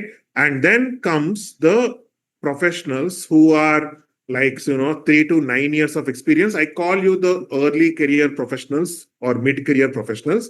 The 10 to 20 plus, you will be the people managing the AI generalist for the AI strategy, but you also need to be hands-on. 3 to 9 years of experience people, you will be the people building solutions using AI and managing the overall AI agents. Okay, one of the persons who runs $1 million AI agency, AI company, AI transformation company working with enterprise clients day in and day out. He has said that there has never been a better time for early career professionals, the 3 to 9 years professionals, to command the attention of the leaders, which is to become the AI guru in your company. Okay, every company has a few of them. They instantly earn visibility within the C-suite. The more AI you know, the more you get the visibility in terms of being the champion driving problems. If you are an engineer, you will have to, if you are a salesperson, try to automate your processes. If you're an engineer, try to do a lot of stuff. If you're a growth marketer, try to build a paid media workflow that uses creative ideas, etc. Right? That is how exactly you need to think through. Then comes the people with 1 to 3 years of experience, could also be the freshers, etc. Now you don't have any kind of baggage. AI could be your unfair advantage. So one of the very good AI founders has said that everyone assumes that AI would flatten the talent distribution, but what it amplifies is, can you build it? Okay. So if you have this skill, that do you know what is worth building? Can you feel when it is wrong? This is something called taste. This is something called judgment. If you can go through this and you can understand what is wrong, etc., and all that, you are able to, work much, much better than others out there. So without the baggage, you can learn, and AI brings out the best performance even further because AI raises the floor. If you are mediocre, you are done. If you are excellent, the ceiling is still very high, and AI will amplify that ceiling and make you stand out completely. Right now, this is how until now how companies have been operating until today, wherein you have hyper specialists who are reporting to ultra generalists. So at the top, right, is the ultra generalist, the person who is good at multiple things and managing multiple things. Right now, as we go along, you will have ultra generalists to whom very few specialists are present, and agents are going to report to these people. So this is the kind of architecture that is happening. Now let me show you the advanced version of the same. Okay. So what is going to happen is this is the agent human architecture. Again, one of the very top thinkers in AI has written this. So in this organization, you will have agents. Okay. Action agent, action agent, action agent, etc. System architects are the tech people who can, build things out. Relationship experts are the non-tech people who kind of work in a non-tech layer between reasoning agents. And chief accountability officer is the leader at the top, who is the founder. Now, in system architect also, this one person could be tech driven, another person could be non-tech driven. One person could be working on code, which is for the coders out there. One person would be completely working on non-code. Then you have got validators who kind of are so good in their expertise that they can tell from their domain knowledge if AI, the output is good or not. So these are the validators out there. Relationship experts are the ones who kind of ensure that the agents and humans are completely working in sync. So in a way, the freshers, the people with a lot of experience who are the most senior leaders, you will kind of come into the validators or the relationship experts. Either you are an IC who is kind of working with a lot of agents, or you are a relationship expert who is working with humans and agents and keeping in sync everything. And then if you are a founder, you will be the chief accountability officer. This is another graph of people of how the agent human architecture kind of works. Right? So the biggest opportunities that I see for people, working professionals, is consulting, because the smartest people have begun already. No one is telling you about it. So the best AI generalists are the ones who can understand business, who can understand AI, and they are at the intersection of it. Right? So as I said, experience is a tax. If you did not have the AI expertise, experience becomes the rocket booster for you if you have the AI expertise. So you can understand business and understand AI properly. Okay, so people who are consultants or freelancers, you'll be paid disproportionately for your time because you are going to go very deep into AI. You're going to understand AI thoroughly, and this is exactly how this entire, you will be either, if you're within the company, you become an intra consultant and you will be the AI champion. If you're outside, there are a lot of small and medium enterprises who want to adopt AI.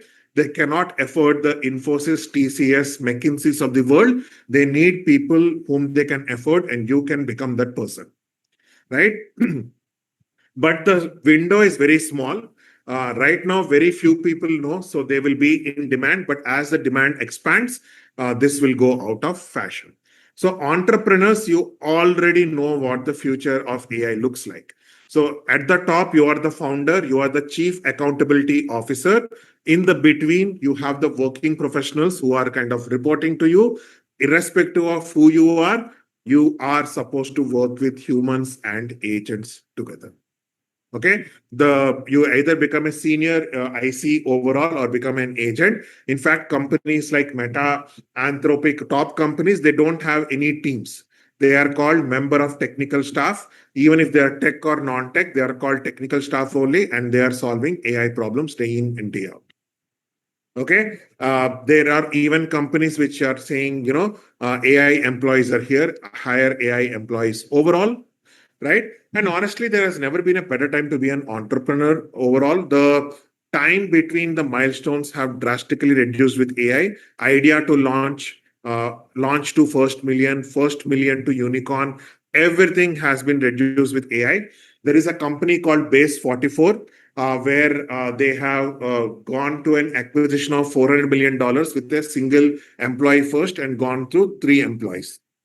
There is a company called Polsia, which has now 250 million run rate, raised funding, single employee, only the founder, right? So there is absolutely, great opportunities out there for entrepreneurs to build lean businesses, right? You can scale infinitely. Doesn't matter if you are a single freelancer. Freelancers have built multi-million dollar companies, early stage, mid stage, or late stage. As Outskill, I would say we are now at a mid stage level, and we are still hiring. Why? Because our ambition has increased. Our ambition has increased, and that's why we want to hire more people, especially people who know AI properly, right? So you could be a product-based, service-based, software tool, traditional business, etc. It doesn't matter what kind of company you are. You will require AI for internal, and sometimes your service could be like implementing AI into the organization. Product could be integrating AI into the product, etc., and all that. Okay, so we are living in times where single person unicorns are a reality. The kind of companies I mentioned, Polsia, everything, etc., those are single unicorn companies, right? So this is Sam Altman who was saying that, 1.5 years back, he said $1 billion valuation unicorn will be present. Like one person can have $1 billion valuation company. I think one person has achieved it, and 2-3 people are very close to that. Okay, so no matter who you are, you need to be a rock star AI generalist to win in the AI first world. You are either an entrepreneur running a startup, etc., or you're a working professional, or you're doing both. You will require AI. It is non-negotiable overall. Okay, so with this, I will bring my session to the close, and Fani, over to you. Amazing, incredible, Dilip. Let me quickly launch a poll as well. That was the 0 to 1 for everybody in terms of getting started with generative AI. Folks, how are you feeling right now? I've just opened the chat up. As Dilip mentioned, the whole purpose of this mastermind is not just to teach you the tools, not just to teach you a few use cases, but to truly make you think like a generalist. The point that Dilip was trying to make towards the end. Now, we are just done with the first session at this point of time. We will be taking a lunch break shortly. In the next 10 minutes, we'll be going for our lunch break. And from 2 p.m. IST, Vaibhav Sisanti will be coming in to lead the next session. But how was it on a scale of 0 to 10? How is the day going for you so far? Are you all feeling like you're learning things that you have not known before? Yes. I see a lot of people saying 10. Incredible. And Dilip, one common question that kept coming up on the chat was regarding the privacy of using these AI models, especially for enterprise-driven solutions, right? Do you want to speak about privacy? Because I think that is something that many people are thinking about. See, privacy is like a de facto for any AI model out there. So if you're taking the enterprise license, privacy is kind of built in, and you'll have to check the terms and conditions overall.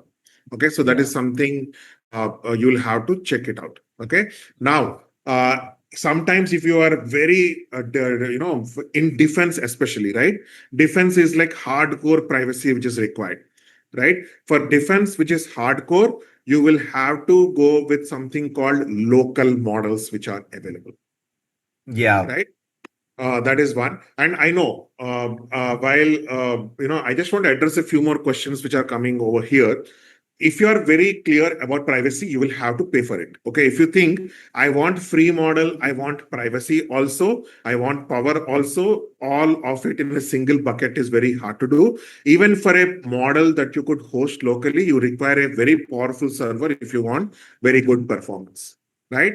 So now I would also kind of address about few people who will be like, this is something which was overwhelming for me. I did not understand 100% of it. Folks, I would like to tell you this.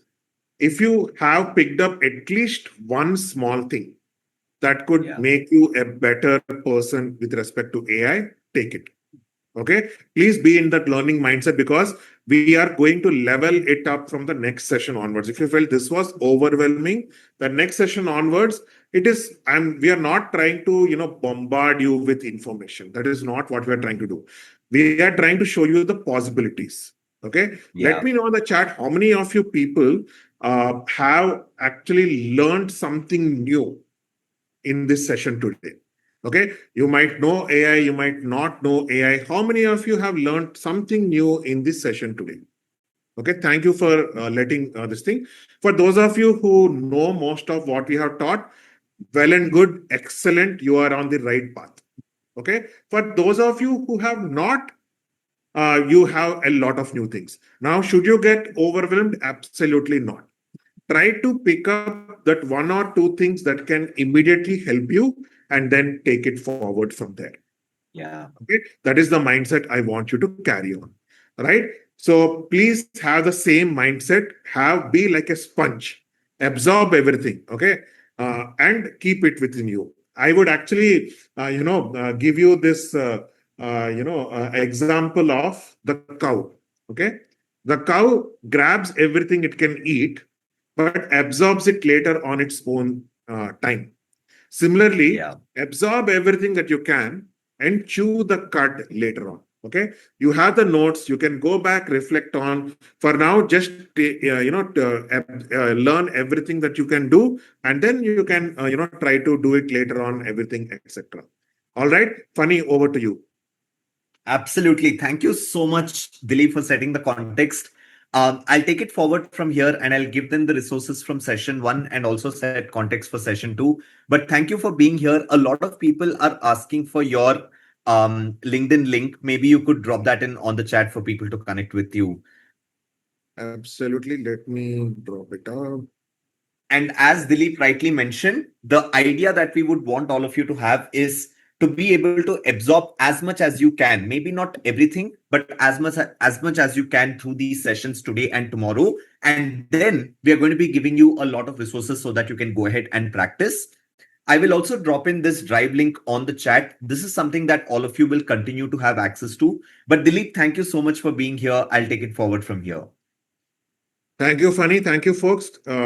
Wishing you more excellent learning as we go ahead in the session. Thank you, folks. Thank you, everyone. Thank you, Dilip. Perfect, everyone.